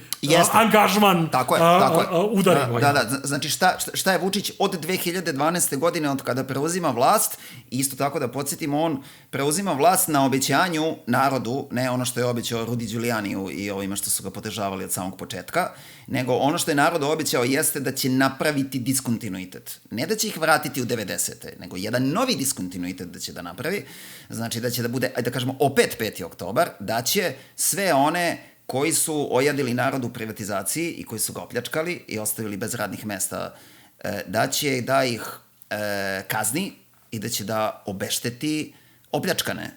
To je bilo ono što se od njega očekivalo, to je tada bilo artikulisano sa te famozne 24 privatizacije koje su bile samo nekakva ilustracija širine, razmera, detalja, tačnog načina organizovanja te pljačke, ali podrazumevalo se negde u političkom govoru da kad se kaže šećerana za 3 evra, to je zapravo metafora za sve, a ne samo ta jedna stvar da se eventualno kazni u nekakvom krivičnom postupku, nego da sada dolazimo da to sistemski rešimo, da se više nikad ne ponovi, ali takođe i da se obeštete oni koji su opljačkani i da se kazne oni koji su za to krivi. Od svega toga se apsolutno ništa nije desilo, čak u izvesnim slučajevima, nećemo sad da detaljišemo oko toga, da ne gubimo vreme, ali pričali smo već ranije da je bilo pojedinih slučajeva u kojima su zapravo žrtve pretvorene u krivce i strpane na robiju, i to se dešavalo između ostalog. U svakom slučaju, stvarno kažnjavanje krivaca se apsolutno nije desilo, osim onog kratkotrenog privođenja Miroslava Miškovića na informativni razgovor nekoliko dana u oči samih izbora 2014. godine, i to mu je donelo onda onu definitivnu nadmoć nad SPS-om, pošto dotle su bili vladali u kombinaciji on kao prvi potpredsednik, a Dačić kao premijer. Sad, to je onako sa čega je krenuo. I to obećanje koje nije ispunio, to je to. Niko apsolutno nikada nije obećao. Šta jeste uradio? Za razliku od onoga što je obećao. Šta jeste uradio, to isto ima veze sa onim što smo rekli na početku, a to je šta je obećao onima koji su ga doveli na vlast. Ne narodu koji je glasao za njega, nego Amerikancima koji su rekli sad ćemo da ti oprostimo sve ovo o čemu je Rata pričao malo pre što si klao 90-ih, to nema veze, to ćemo sve da ti zaboravimo, ali možeš da radiš to i to. To i to se pre svega odnosilo da moraš ponovo da disciplinuješ zemlju prema nalozima MMF-a, jer, da ne zaboravimo, Tadić-Cvetkovićeva vlada izgubila aranžman sa MMF-om krajem 2011. godine, jer više nisu mogli da vladaju, i onda je trebalo da dođe neko jači, legitimniji od njih, da može ponovo to da uspostavi i da može da nastavi neoliberalne reforme, a nakon privatizacije to su mere štednje. I zato je Vučić doveden na vlast. On je doveden na vlast ne da obešteti opljačkane, nego da im dodatno guli kožu s leđa u takozvanim merama štednje, koje je skoro moj stranački drugar Marko Crnobrnja reče, štednja nije ništa uštedela, ali jeste nas dodatno opljačkala i dodatno je, i ovo mislim da je naročito važno, pošto ovde se sve negde između ostalog obraćamo aktualnim studentskim protestima. Ono što je važan aspekt neoliberalnih mera je potpuno uništavanje bilo kakve moći radničke klase da se tome odupre. Znači, potpuno razbijanje njihovih organizacija. Mi smo u privatizaciji izgubili veliki deo organizovanog društva, onog društva koji je bio organizovan preko sistema samoupravljanja društvene svojine, njihovih sindikata, iz cele te mreže institucija i nekih mesta na koje si mogao da dođeš, da se ljudima obratiš i da sa njima razgovaraš. Znači, imao si mesta, fizička mesta na kojima to možeš da radiš, ne internet. To smo velikim delom izgubili u privatizaciji, prosto ne samo da smo izgubili onog industrijskog radnika sa dobrom platom i bezbednim ugovorom, nego i čitavu infrastrukturu koja mu to brani. Sledeći korak je bio javni sektor. I tu je Aleksandar Vučić na prvom mestu, kao sa onom odvratnom, bizarnom, kao kvazi-titoističkom pričom gde poziva ljude na štednju kao da ih poziva na radnu akciju.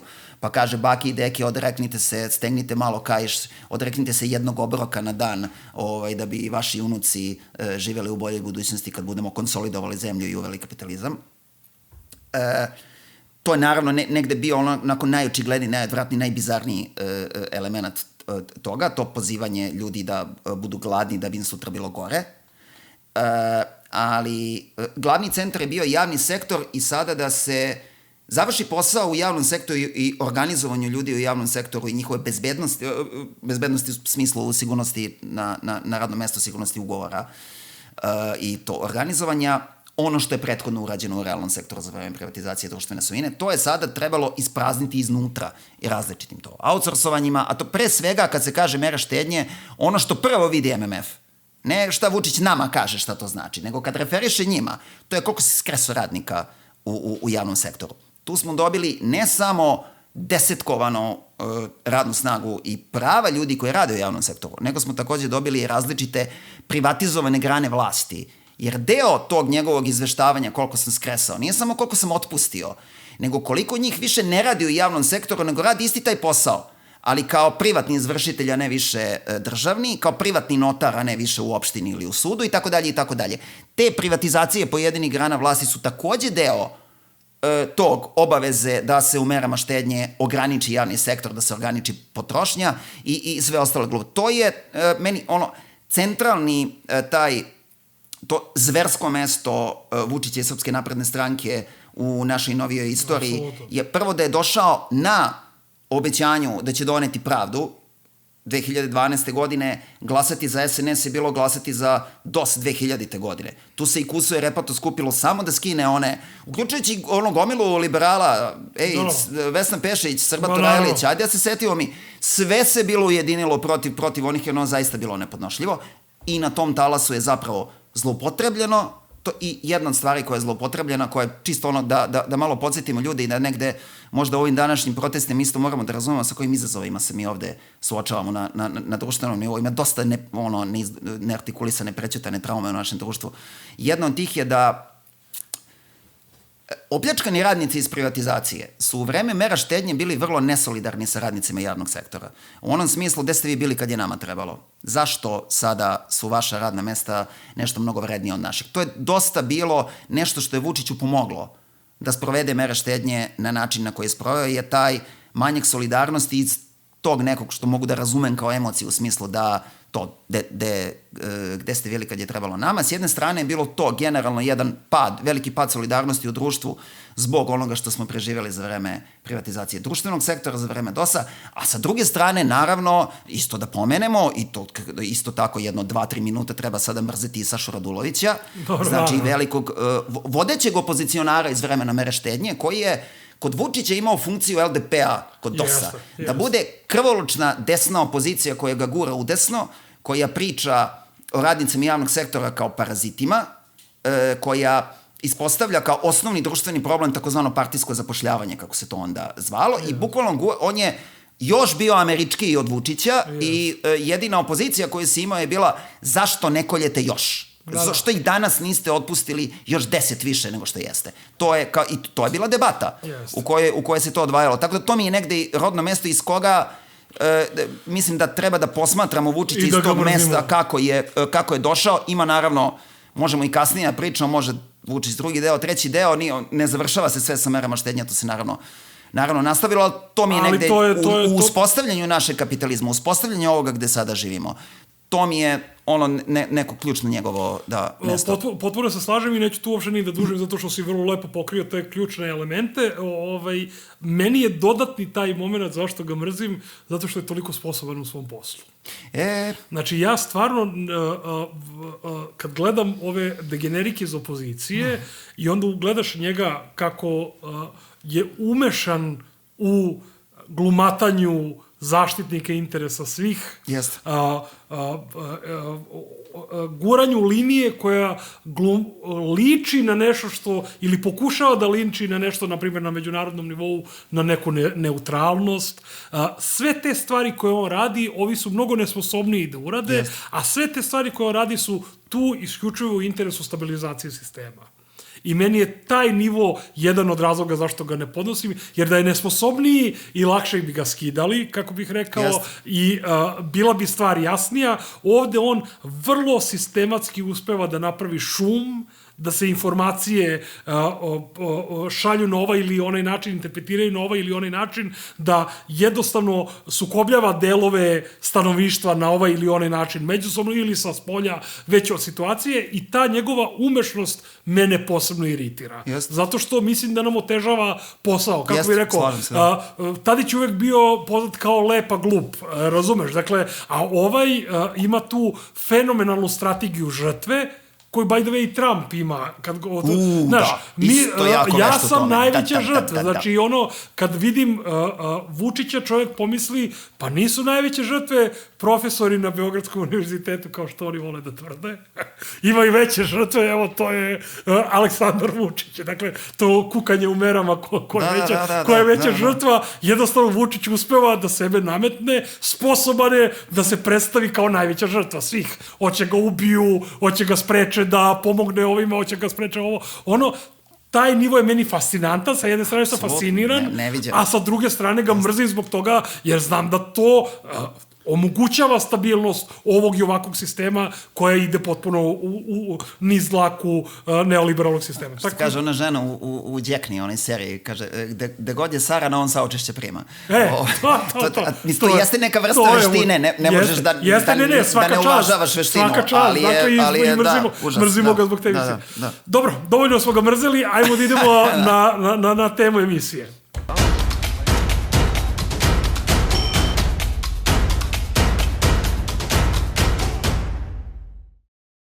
Evo nas u temi emisije koja je po 3. 4. put već ovi protesti koji se dešavaju kod nas. I sad možemo da krenemo od toga da je Goran Vesić na slobodi. Da. Mislim, jer ja stvarno mislim da to treba ponavljati. Yes. Da, apsolutno. Pazi. Šta ima novo, Goran Vesić na slobodi. Goran Vesić je dalje na slobodi. Meni je to već dovoljan znak da ovde nije dovoljno urađeno.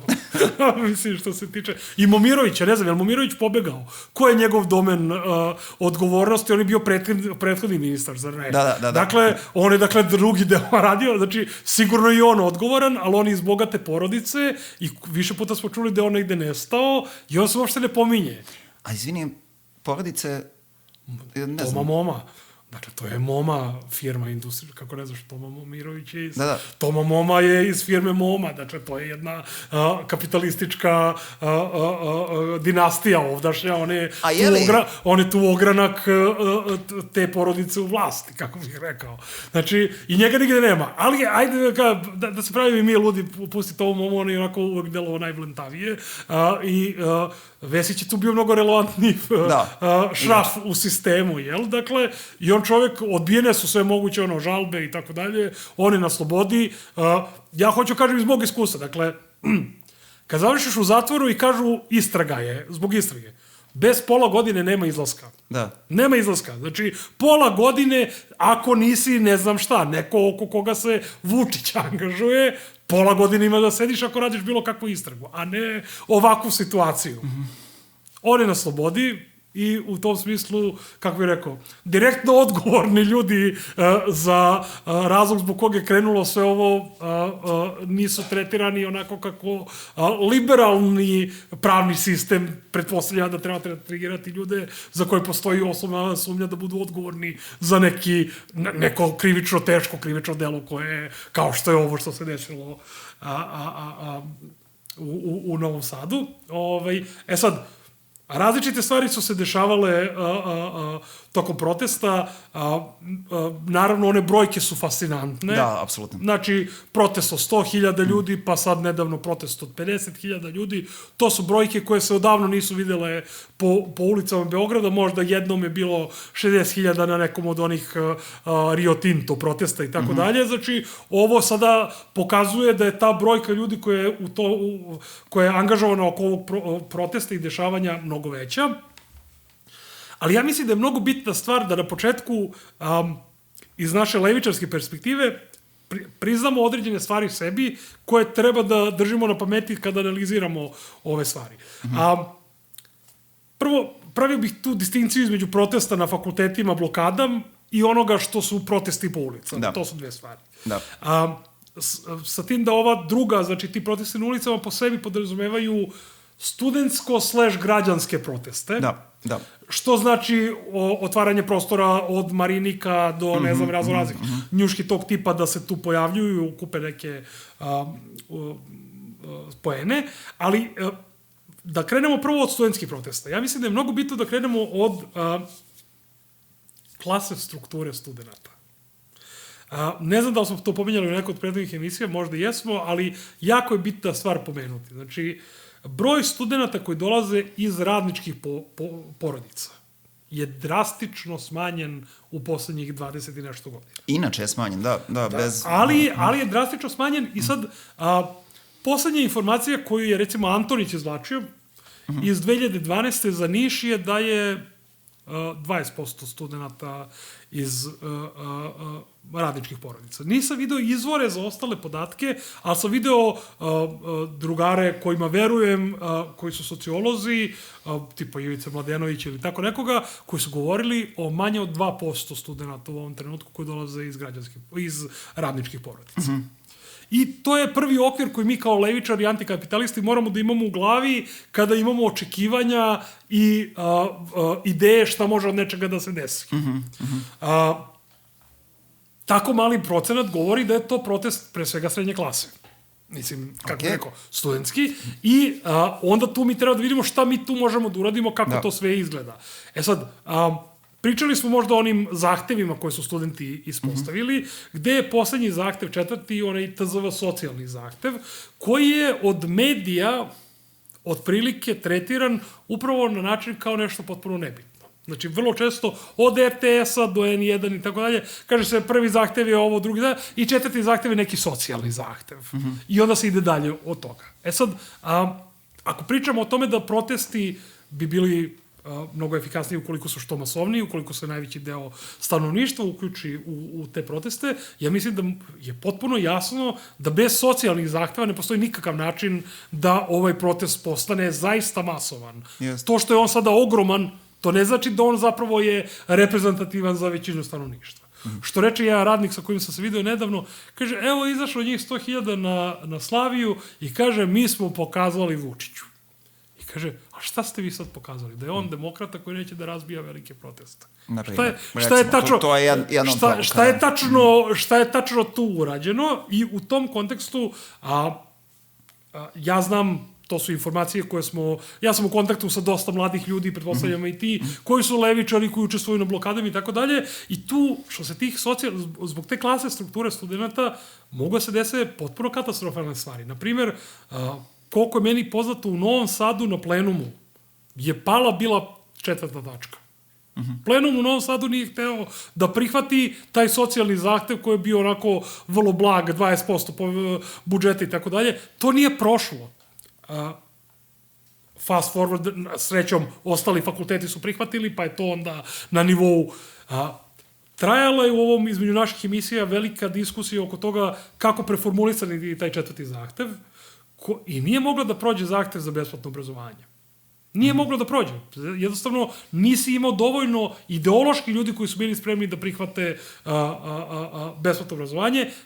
Sjajno je i ovo. Nova formulacija zahteva je upola smanjenje cene TZV, SPB bodova i tako dalje. To zaista jeste nešto što može da pomože studentima, ali hoću reći da, dakle, taj neki okvir srednjoklasni nas vrlo koči, nas dvojicu jer nismo studenti, ali hoću reći studentski protest koči u mogućnosti da zahvati šire.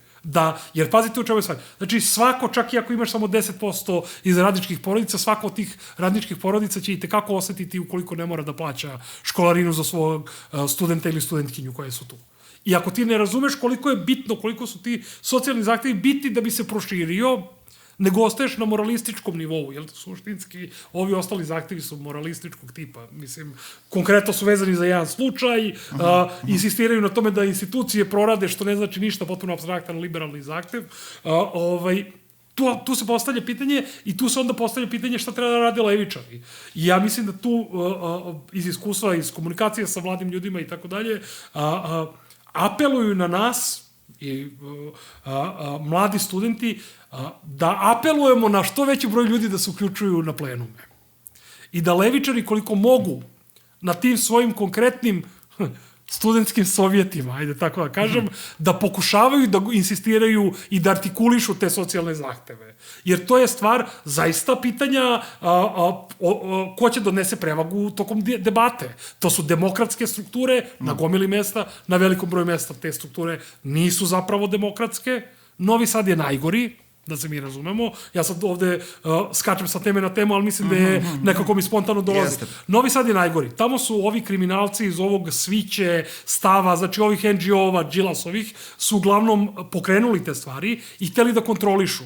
I koliko je meni poznato, recimo, u skorom periodu treba da postoji plenum u Novom Sadu da će odlučivati o tome da li u budući bilo ko od tih i Sviće i Stava smeju da se pojavljuju ispred studenta ili govore stvari koje plenum nije odlučio. Idu na svoju ruku, zloupotrebljavaju celu tu stvar i guraju svoju političku liniju, pokušaju od sebe da naprave lidere tipa onaj Cicvarić na FPN-u, malo mu plenum zabrani, on se opet pojavi i tako dalje.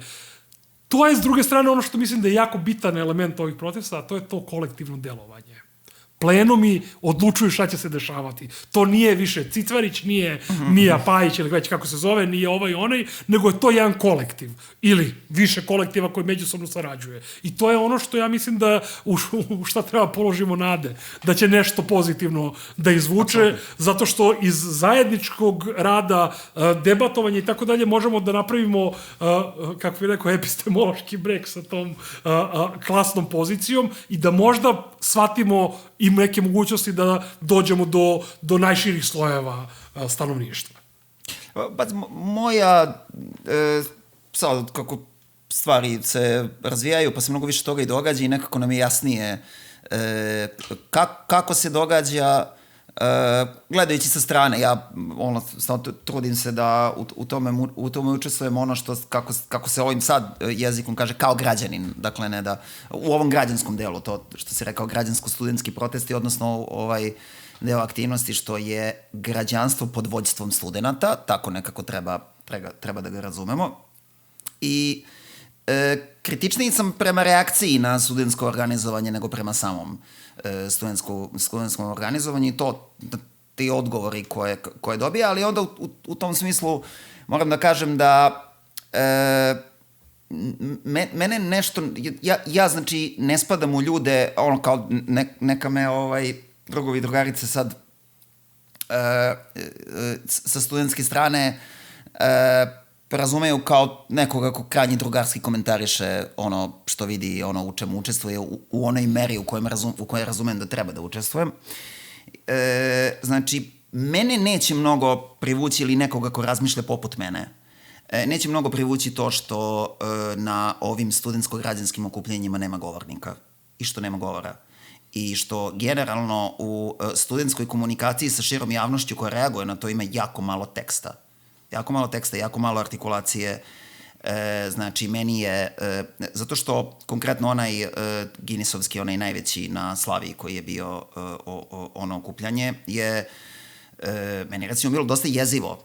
Ono je dosta pogrebno sve izgledalo, čitavo ono način na koji su ljudi došli sa motivacijama koje su objašnjavali od ovih užasa od poznatih ličnosti pa do običnog sveta mojih i starijih godina na internetu, koji to objašnjavaju na onaj način, evo, mi smo ništa, evo, ova deca su divna i onda sve kako ta deca kažu i ne znam šta, to grozan jedan odnos prema životu koji pamtimo još iz otporaških vremena. Taj razumevanje života kao akcionarskog društva, znaš, pa koliko ko ima akcija, koliko mu je odmako od rođenja, a ide ka smrti, onda se toliko pita za nešto. I uopšte, to je potpuno monstruozno jedno razumevanje koje nam je između ostalog i u vreme otpora i 2000-te dosta debilizovalo javnu debatu o tome gde smo i šta ćemo posle. Dosta toga ima. Ovo ne generišu studenti, pričamo o reakciji, ali zato što pričamo o reakciji, zato mi negde nedostaje više teksta sa studentske strane, više artikulacije, što se mi ovde okupljamo, o čemu se ovde zapravo radi, znači da nešto od toga što jeste i čujem prosto iz grada, naravno da moram čuti i mora doći do mene, da jeste živa diskusija na plenumu, malo od toga izlazi u javnost. Jako malo. Ali ja mislim da je to zapravo dobra stvar, jer ti sa malim količinom teksta ti zapravo možeš da se praktično dogovoriš oko toga. Zamisli da kreneš da diskutuješ ko će da bude govornik na skupu. To isto, to mi je jasno. Ili dugačko saopštenje. To mi je jasno, znači, to je jako teško jasan mi je i taj, naravno, i ta dimenzija antikarijerizma koja postoji u tome. To mi je jasno. I kao i sam sam živeo takve izazove u različitim okupljanjima i stvarima, ništa mi to nije strano, sve je to potpuno jasno, ali znaš kako, odrasli smo ljudi. Mora postojati nešto između pukog karijerizma, primadonisanja i ekstremnog individualizma i anonimusa. Znači, mora postojati neka razumna mera, znači moramo na neki način da artikulišemo kako... Meni su anonimusi skroz dovoljni. Bez... Ja sam pristalica, meni je ta nepersonalizovanje plenuma ključni pozitivan element. Jer sa tim vladajuća klasa ne zna šta da radi. Moguće da oni ne znaju šta da rade. To je isto, to takođe isto znam taj argument iz ranijih razgovora o istim tim pitanjima, ništa ovde nije ni novo. U ovome što se događa i naravno i taj argument bezbednosti, da ljudi su naravno mnogo bezbedniji ako nisu izloženi na taj način da se obraćaju, ali kažem... Nisu izloženi i sa druge strane predupređena je strukturalna mogućnost karijerizma. Jer u čemu je stvar? Sve ostalo, to je možda i sad, kako bih rekao, sukob koji dolazi iz onog perspektiva anarhizam versus socijaldemokratija. Definitivno jeste, to jeste anarhodoktrina, Anonimus i jeste izvorno anarhistički pre nego što su ga komercijalizovali. Jer u čemu je stvar? Sve ostalo je voluntarizam. Znači, naša vera da taj neko neće da nas prevari. Ne postoji mehanizam kojim ćeš ti nekoga ko će da te prevari sprečiš ako postoji struktura koja omogućava da on se nađe na nekoj poziciji.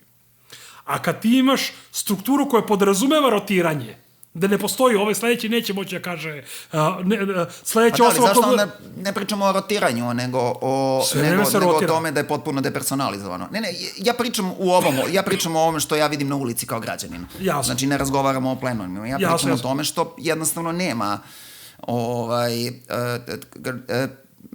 kripi su mi ti skupovi. Prosto, u tom smislu. Znači, pazi, individualizam udara i kod tebe. Ne moramo da se ubeđujemo kao da li je to... Znači, ono što sad zapravo pokušavam da kažem jeste samo da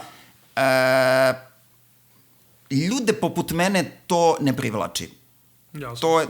To je nešto što bih ja doživeo kao više kao problem, jer mora da se stupi u taj prostor između ovog ćutanja građana i građanera i svega svačega što ti se tu okuplja i oni su došli da ih neko vodi. Znači, ako ne stupiš u taj prostor, ako to ne iskomuniciraš, iskomunicirat će Proglas, što već i radi, Proglas bukvalno hoće da uleti. To je najveća opasnost koju ja vidim. Komunicirat će drugi, ako ne komuniciraš ti, to je prosto problem. Ja ne kažem da će to da se desi. Bukvalno samo bih stao na tome, neću da predviđam neke loše scenarije, samo bih stao na tome da prosto imaju ljudi u vidu da je ovo jedna od perspektiva onih koji tu dolaze i da, kažem, to što ima malo teksta, malo govora, mene nešto naročito ne vidim u tome neku naročito predlost i to eventualno ima još ljudi koji razmišljaju na taj način. Sigurno, znači imamo tu možda različiti, ja zaista mislim da je prednost to i mislim da treba gurati apsolutno taj model rada, zato što, kažem, više razloga, ali ovo što si pomenuo je zapravo nešto što ja vidim kao najveću opasnost. Najveću opasnost koju ja vidim je da se ovi protesti studentski, znači ne govorimo o ovim javnim, ne govorimo o protestima, govorimo o blokadama i studentskom protestu. Dakle, da se plenumi nateraju u pravcu da zajedno, pošto Vučić sad pravi neki svoj blok novi, opet nije pokret za državu, nešto novo. Pa to, pravi neku svoju. Objavit će u martu veliko. Objavit će u martu, tako dalje. Da se sa druge strane ovi studenti poguraju da zajedno sa Proglasom formiraju neku drugu stranu cele stvari i da se čitav ovaj protest gura u pravcu ili izbornih ili još gore prelaznih vlada i takvih stvari. Znači, tu ja mislim da je ključna stvar da oni koji su aktivni u ovim protestima studenti i koji su videli koja je snaga plenuma, da shvataju da je direktno u suprotnosti sa idejama plenuma da uđu u takav neki projekat. Da bi to bilo kompromitacija ne samo na nivou mi smo bili, predstavljali čitavo društvo, želeli da govorimo u interesu čitavog društva, a ne u interesu ove ili one grupacije koje će da izađu na izbore. Ne samo na tom nivou, nego, opet sad ovo je na vodu moje anarhističke vodenice, nego na principijalnom nivou. Videli ste kolektivnu snagu. Videli ste snagu kad se međusobno dogovaramo demokratski i zajedno dolazimo do nekih odlukama i onda ih sprovodimo. Da li ćemo sad da dozvolimo da ono što nismo dozvolili studentskim parlamentima da odlučuju na fakultetima šta će se dešava, da ćemo da čitavu ovu energiju kanališemo u pravcu neke nove političke partije ili stare ili neke polu nove političke partije koje će pokušati na parlamentarnom nivou to isto da nam uradi što su pokušavali da nam rade studentski parlamenti na fakultetima. To ne sme da se dozvoli i to je po mom mišljenju najveća opasnost koja postoji. Kažem, retorika oko grupicanja zajedničkog kao novog bloka versus Vučićevog i priča o prelaznoj vladi. Znači, ta priča o prelaznoj vladi, mislim, plenumi su veliki zato što su plenumi i mi treba da pokažemo, mi kad kažem mi, mislim kao društvo, ne mislim na, nisam student, dakle, studenti treba da pokažu da je funkcionisanje zajednice, komuna, jer to su sve komune, nema nikakve veze sa buržovskom parlamentarizmom. Mi možemo da radimo, ne zanima nas šta će oni tamo raditi. Jer kao što si ti lepo primetio u prethodnom delu emisije, tamo da bi se funkcionisalo, zna se metodologija, zna se odakle moraju da dođu novci, zna se ko mora da podmaže, zna se kome mora da se uvuče u dupe i za koga moraš da radiš u krajnjoj instanci da bi tamo radio. I kad jednom uzmeš pare, da onda moraš da radiš ono za šta si uzeo pare.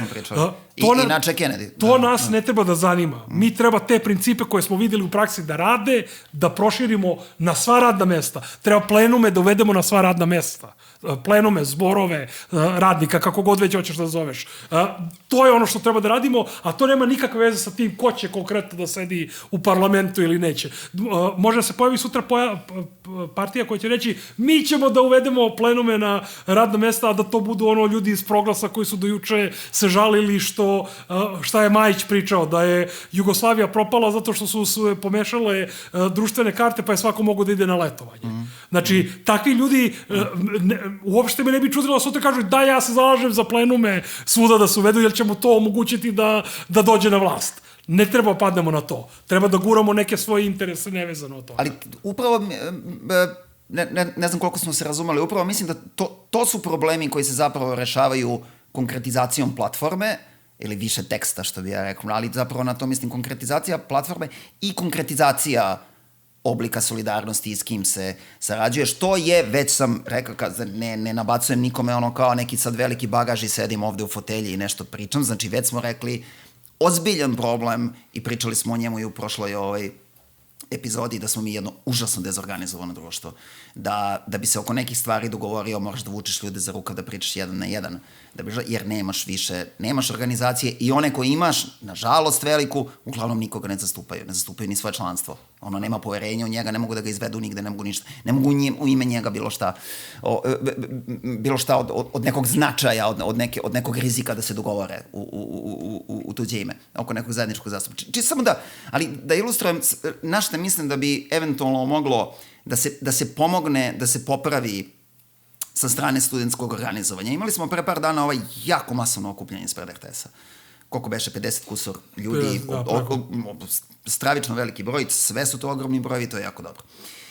Na tom protestu jedna grupa radnika RTS-a je izašla sa transparentom gde je rekla da podržavaju studentski zahtevi. Sad tu smo došli u jednu situaciju koja, ono što se stalno priča, ne toliko od studenta, ali od njihove liberalne podrške, se stalno priča ko su ovi monstrumi koji neće ovu divnu decu da podrže. I sad imaš radnike RTS-a koji su sa ozbiljnim rizikom po sebe izašli i rekli da podržavaju studentske proteste. Koji su bili na zboru, da se mi razumemo, da su plenovi i to. Dakle, znam, da.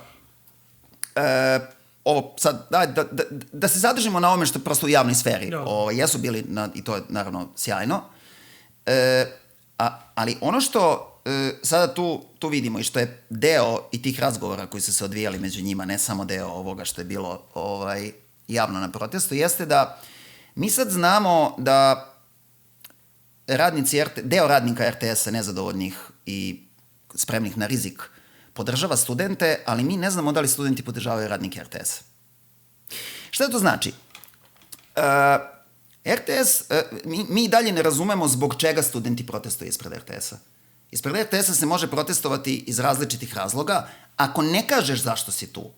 Moja pretpostavka će biti, o kome god da se radi, o studentu ili o bilo kome, moja pretpostavka će biti da si tu došao iz ritualnih razloga zato što se još od 90. godina ljudi okupljaju ispred RTS-a. Ali oni su rekli zato što to je reakcija na onaj cionistički ispad. Ja znam na šta je to. Ne, razumeo sam to, ali u širem smislu, šta ti misliš od čega to dolazi? Šta je to? Ne govorimo o neposrednom povodu. Jeste, ta ritualizacija sa RTS-om je stvarno bez veze. Jeste, o čemu pričaš kada se priča o RTS-u? Zato što onako kako ja razumem problem RTS-a, ne znam, ne govorim u ime radnika RTS-a, uključujući i one koji nisu podržali studente i one koji jesu podržali studente. Znači, kako ja vidim problem kao neko u čijem interesu javni servis treba da radi. A to je da sad svi treba da se vratimo da pročitamo šta je Pištaljka napisala pre 2 godine u svom izveštaju koji su mediji praktično prećutali u tom nekom istraživačkom novinarskom radu, koliko privatne produkcije i marketinške agencije pljačkaju RTS i da je zapravo problem što je informativa jedno nedonošče u RTS-u koji je inače krava muzara za ne samo da se struktura pljačke i odlivanja sredstava kroz outsourcovanje proizvodnje zabavnih i ostalih đavola programa, ne samo da se struktura nije promenila još od onog vremena kad je Savet za borbu protiv korupcije objavio svoj izveštaj pre 1.000.000 godina o tome. Ne samo da je poredak isti, nego su akteri isti. Đilas, kako mu ime, Šaper, i od njih preko Bačke eparhije do ovoga, kako mislim, nebitno sad, United Grupa je takođe tu. Znači, sve bukvalno isti igrači su se zadržali, tu se ništa nije pipnulo i sad mi ne govorimo o diktaturi. Mi govorimo o privatizaciji javnog servisa iznutra i o odnosima zbog čega mi dolazimo u situaciju da informativni program takav kakav je, između ostalog i zbog malo prepomenutih mera štednje, u kojim gomila ljudi koji tu rade po ugovorima o privremenim i povremenim poslovima zato što im je Vučić uveo u štednje zabranu zapošljavanja.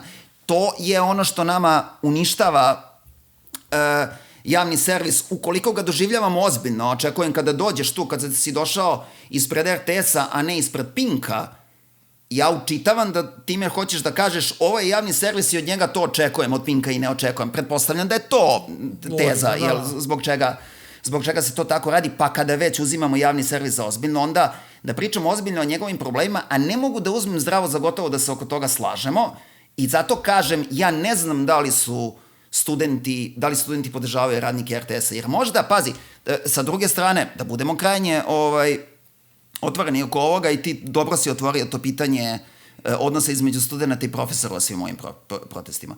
U celoj toj pljački RTS-a učestvuju i neki profesori Fakulteta dramskih umetnosti.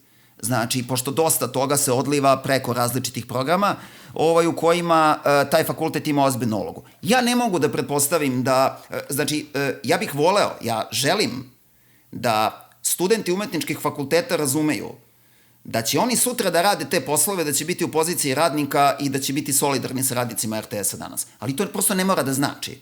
Ja bih želeo da je to tako, ali voleo bih da čujem nešto konkretnije o tome i voleo bih da razumem zbog čega treba da se okupljamo ispred RTS-a po mišljenju studenta, po mišljenju onih koji su me zvali, ne po mišljenju liberala koji to čereče i tumače na svoje strane. I pritom, opet ponavljam, odlično je, predivno je što su studenti oterali predstavnicu United Grupe Mariniku Tepić sa svojih protesta. To je odlično, ali kako to je neka od stvari koje mislim da treba da se konkretizuju upravo u pravcu toga što si rekao da ti je najveća bojazan na koji način ovo može da se završi. Bukvalno to. Ako nećeš, ti proglas će. Znači, taj prostor negde mora da se popuni i to je, opet kažem, krajnje dobronamerna kritika u kom pravcu i konkretnije platforme i konkretnije solidarnosti. Solidarnost je vrlo konkretna, dogovorena, organizaciona stvar, solidarnost je nikakva poezija. Znači, u kom pravcu se kako da kažem, širi plenum van Beogradskog univerziteta, da. Tu bih ja sad pomenuo jednu stvar tehničku, ali zapravo i operativnu, a to je pitanje pritiska obaveštenih službi na studente. Naravno. Prvo, ponovio bih, iako to možda nije najpromućurnije, ali ipak je ovo emisija koja je orijentisana na levičare koji razumeju šta hoćemo da kažemo i da krenemo da analiziramo. Srbija je vrlo liberalna prema svemu ovome što se dešava, država Srbija. Pominjali smo, na primjer, kada je krenulo ono u Palestini, pa kada je austrijska policija umlatila one studente i pobacala ih sa parka ispred fakulteta, zato što su pravili neke proteste i tako dalje. U tom smislu Vučić je procenio, naravno, da mu ne pada mnogo u korist da sad ide bije studente direktno i tako dalje, ali BIA vrši dosta pritisaka na studente i tu mislim da je jako bitno da se pokaže solidarnost sa studentima u tom kontekstu. Tu mi je jako dobro delovalo ono što je, da je jedan od protesta bio ispred zgrade BIA. To je dobra stvar, jer je javnost jedina zaštita. Kad počne služba da vas nešto pritiska, jedina zaštita je javnost. Znači, dok ne budemo imali zaista velike anarcho-sindikate od 100.000 ljudi koji će moći da biju neku policiju, dakle, do tada, kad krene da vas pritiska BIA, izađete u javnost, reci će, pritiska me ovaj, zovu me telefonom, hoće ovo, ono, znači ima nas dovoljno i uvek treba to sve javno da činimo, znači niko od studenta ne radi ništa nelegalno, suštinski, jako je bitno naglasati da je čovjek koji je do pre par godina bio predsjednik advokatske komore Beograda, Jugoslav Tintor, je tokom blokade koju smo mi organizovali 2011. i 2014. održao predavanja na Filozofskom fakultetu, govoreći vrlo utemeljeno o legalnosti studentskih blokada. Studentske blokade su legalna stvar.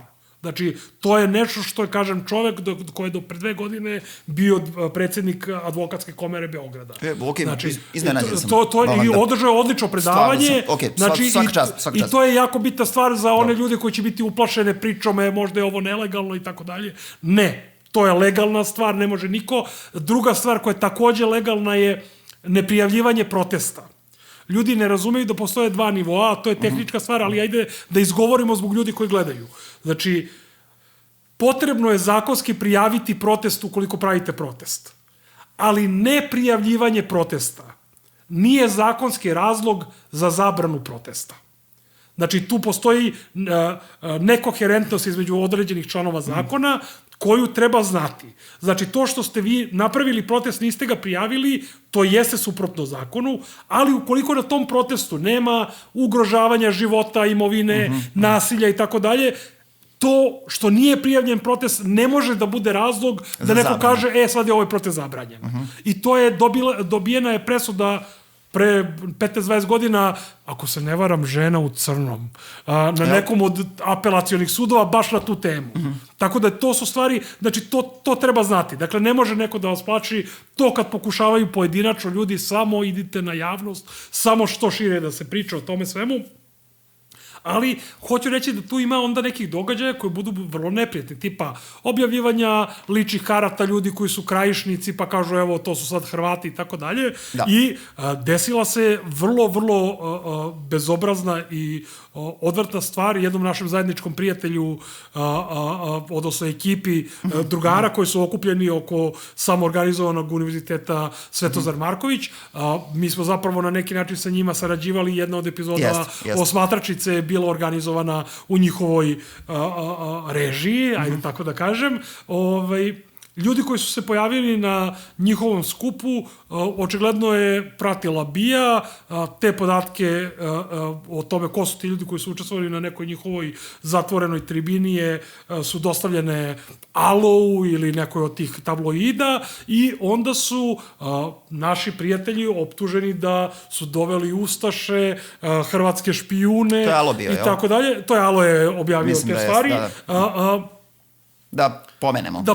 Alo, dakle, jako je bitno shvatiti pod jedan da tu ne postoji nikakvih elemenata krivičnog dela. Ništa, znači, potpuno. To su sve samo pritisak, medijski, ljudi, dakle, evo, mogu da vam kažem lično, ja sam... Kaže, glumili turiste. Ljudi glumili turiste. Kako glumiš turiste?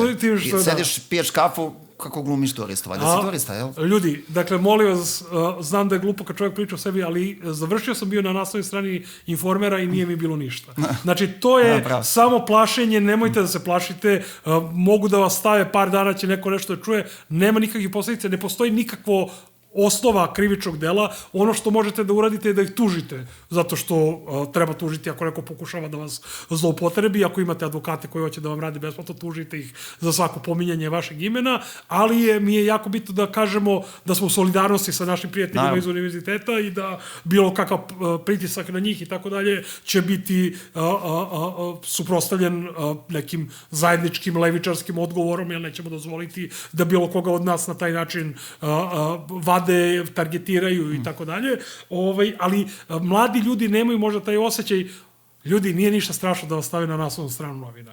Znači, onaj broj ljudi koji se zgroze, računajte da ima isti toliki broj ljudi kojima ćete biti simpatični samo zbog toga što su vas stavili na naslovnu stranu Aloa, Informera ili bilo čega, nemojte da se povlačite i nemojte da dozvoljavate da ta vrsta pritiska bude korišćena. Sa druge strane ima tih perfidnijih varijanti pritiska, a to je, kao i uvek do sad, svaka blokada. Od 2006. na ovamo, svaki put smo imali grupe nacista koje je država slala na blokade. Znači, to su bile različite organizacije u različitim trenucima, zavisno da li je živa organizacija ili nina.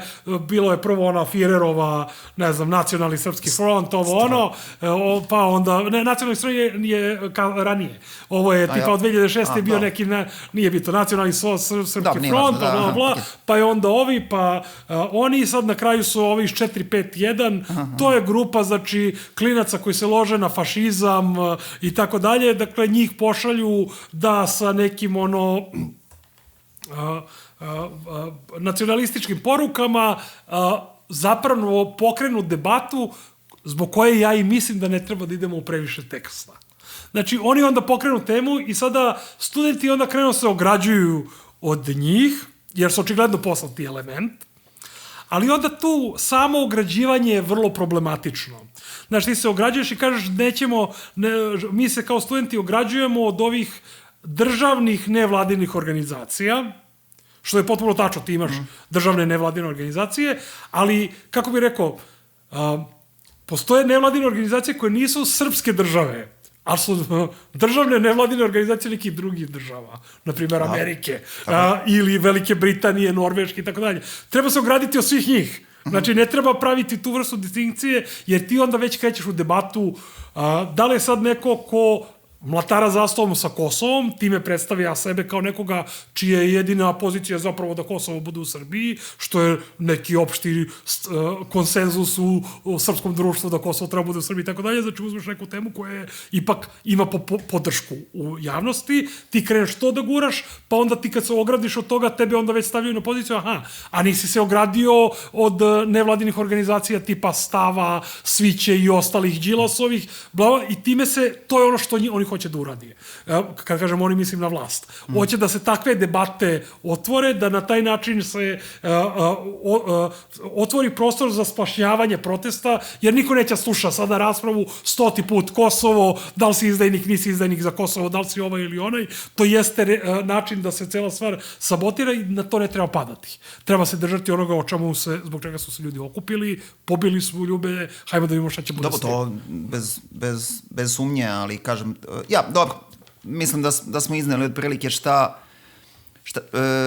su pozicije i šta su neke bojazni. Ostala nam je jedna tačka vezana za ovo, svakako nećemo dužemo s ovoj temi, ali da malo prodiskutujemo sindikate koji su prosvete, koji su sada nedavno napravili deal sa Vučićem, odnosno prihvatili su, ne sa Vučićem, nego sa Vučevićem. Vučevićem, da. I oni čak imaju ista prezimena, tako da, mislim, kao, Vučićević, mislim ti lupusi, dakle, u svakom slučaju, tu se digla velika dreka, određeni broj ljudi su zgroženi time što su navodno preko leđa studenta ovi došli do određenih dilova i što su uopšte napravili dil sa vladom. Kako tebi deluje cela ta stvar? Pa ono što je sigurno tačno, pričali smo i ranije, pa čisto samo da iznesemo te neke osnovne tačke da mogli su ovo da iskoriste za bolji sporazum, u to nema nikakve, znači oni jesu nekih 5 meseci ranije, ako ja dobro pamtim, krenuli sa svojim protestima i ušli u to nekako pregovaranje još mnogo pre nego što se desio i zločin u Novom Sadu i pre nego što su počeli studentski protesti. Oni su već bili u nekoj svojoj priči, da su mogli iz toga što je sve eskaliralo u društvu da više dobiju i za sebe. Sigurno je da jesu mogli, da je to falilo neke srčanosti sa strane sindikata, odnosno ljudi koji su više... To je taj služljeranjski odnos koji birokrate uvek imaju, dakle... Koji su više od tim struktura... Nije uvek. Nije uvek. Različita su... Agree to disagree. Na tom najvišem nivou se meni čini da je to jednostavno nešto što im je zajedničko svima sve vreme. Ne govorimo o birokratama sad neki u firmi čovek ili tako nešto, ali ti koji dođu do vrha jednostavno kad god mogu... Pazi, ti imaš ovakvu situaciju društvenu i ti digneš za 5%. Nemaš pojma o koliko si mi neprijatnu situaciju sad stavio da sada o tome razgovaramo, baš o tom pitanju, da razgovaramo vezano za, između ostalog, situaciju da je u Uniji sindikata prosvetnih radnika relativno nedavno došlo do smene rukovodstva i da, tako da, ajde, to je jako dobar razgovor, ali ajde zaista da ga vodimo na nekom drugom primjeru, jer prosto nije zgodno da sada o ovoj situaciji pričamo u smislu šta bi uradilo ranije, a šta je uradilo sadašnje rukovodstvo sindikata. To je prosto razgovor koji ničemu ne pomaže u ovoj situaciji. Iako imam svoje mišljenje o tome, ali zaista nije. Da se vratimo na ono što nam jeste tema. U tom smislu sigurno je da može da se kaže i znam puno ljudi, naročito u svom rodnom gradu, članstvo sindikata koje isto na toj poziciji da je moglo više da se izvuče i da je moglo da se ide... Čekaj, ali to je svima jasno. Znači ti u situaciji da imaš 100.000 ljudi na ulici, ti zaista možeš da izađeš, a ne sa 5.000 dinara ili 4.000 dinara da ti dignu platu. To je stvarno toliko jadno. Dakle, ti ljudi su toliko jadni, znači šta treba, mislim, kako bih rekao, jel treba da se puca da bi diglo 10% platu? Znaš, kao, jesu stvarno takvi ljudi? Prosto kažem zbog toga što uvažavam da postoje takođe i, mislim, unutar samog sindikata i među prosvetnim radnicima, takođe postoje ljudi koji legitimno smatraju da je ovo bio domet i to je njihova mišljenja. Samo hoću da ostanem fair prema tom mišljenju, ali da, ja definitivno se slažem sa svim da su ovu situaciju mogli bolje da iskoriste za sebe, ključna reč za sebe. Sad postoji druga dimenzija ove priče i postoje druga vrsta kritike koja ide sada na prosvetne sindikate, a to je zašto su izdali borbu, zašto su nisu stali uz studente i nastavili da ono što je krenulo njihova borba vode za neke zahteve koji nisu neposredno vezani za njihov položaj oko koga se okupljaju kao sindikat, nego su vezani za neke druge ciljeve koje pod jedan možda ne dele, a pod dva ide u pravcu političke borbe koja ide u korist nekih delova društva, znaš, sad se očekuje od njih da, bukvalno ono što mislim da liberalna javnost je negde očekivala od sindikata, koji uopšte i očekivala, ili makar se tako ponaša, kao mnogo uvređeno i razočarano, da je sindikat izašao iz neke borbe koju ja doživljavam kao svoju. I onda je to nekakva velika moralna izdaja i nekako... To mislim da je zaista bez veze. Ceo taj napad sindikata za tu neku vrstu kukavičluka, slugeranjstva, sendvičarenja i ne znam čega, da su se prosto izvukli iz nečega što je sad ili nikad nekakva borba koju liberali doživljavaju kao jako važno i to učitavaju u studente, jel? Ono o čemu smo malo pre razgovarali. Ja mislim da to je po hiljaditi put kritika koja je apsolutno za svaku osudu. To je tradicionalna kritika koja sa liberalne strane dolazi sindikalnom organizovanju, nije ni prvi ni poslednji put i odvratna je kao što je uvek i bila. Samo da razdvojimo to od one kritike šta sindikalna rukovodstva, po mom mišljenju takođe i po mišljenju velikog broja njihovih članova, jesu mogla bolje da iskoriste ove situacije to su dve stvari da se izbore za sebe. To su dve različite stvari. Dakle, moja kritika dolazi znači, iz perspektive toga da ti u ovakvim društvenim situacijama možeš mnogo više da pritisneš vladajuću klasu, da je Vučić spreman da prihvati sada bilo šta. I da ti onda budeš zadovoljan sa tako malim povećanjima, to samo je posljedica toga što si ceo život, svoju karijeru napravio na tome da saviješ leđa i da plenumi upravljaju sindikatima. Da. Bila bi mnogo drugačija situacija. I to je ono što ja hoću da kažem. Mislim, anarhosindikalizam je sindikalizam u kome plenumi upravljaju sindikatima. I u tom smislu ja mislim da u ovakvim situacijama da ste vi imali predstavnike, ne neke okoštale likove koji su tu decenijama, čak i ako su sad promenili rukovodstvo pa došao neko drugi, nego da si ti imao žive predstavnike, kao što plenumi imaju, gde znači moraš da dobiješ odobrenje svojih ljudi koje ti predstavljaš za svako od tih stvari, ne bi se za 3-4 hiljade dinare stvar promenila, nego bi se digla mnogo više, jer bi Vučić bio u ovoj situaciji spreman da uradi bilo šta, da mu se ne proširi pul ljudi koji zapravo mu prave problem. On je ovim rešio jedan deo problema, kako bih rekao. Taj deo stanovništva koje već, što si sam već dobro primetio, mesecima pre toga već bio pobunjen i krenuo nešto da radi, je na ovaj način pacifikovan.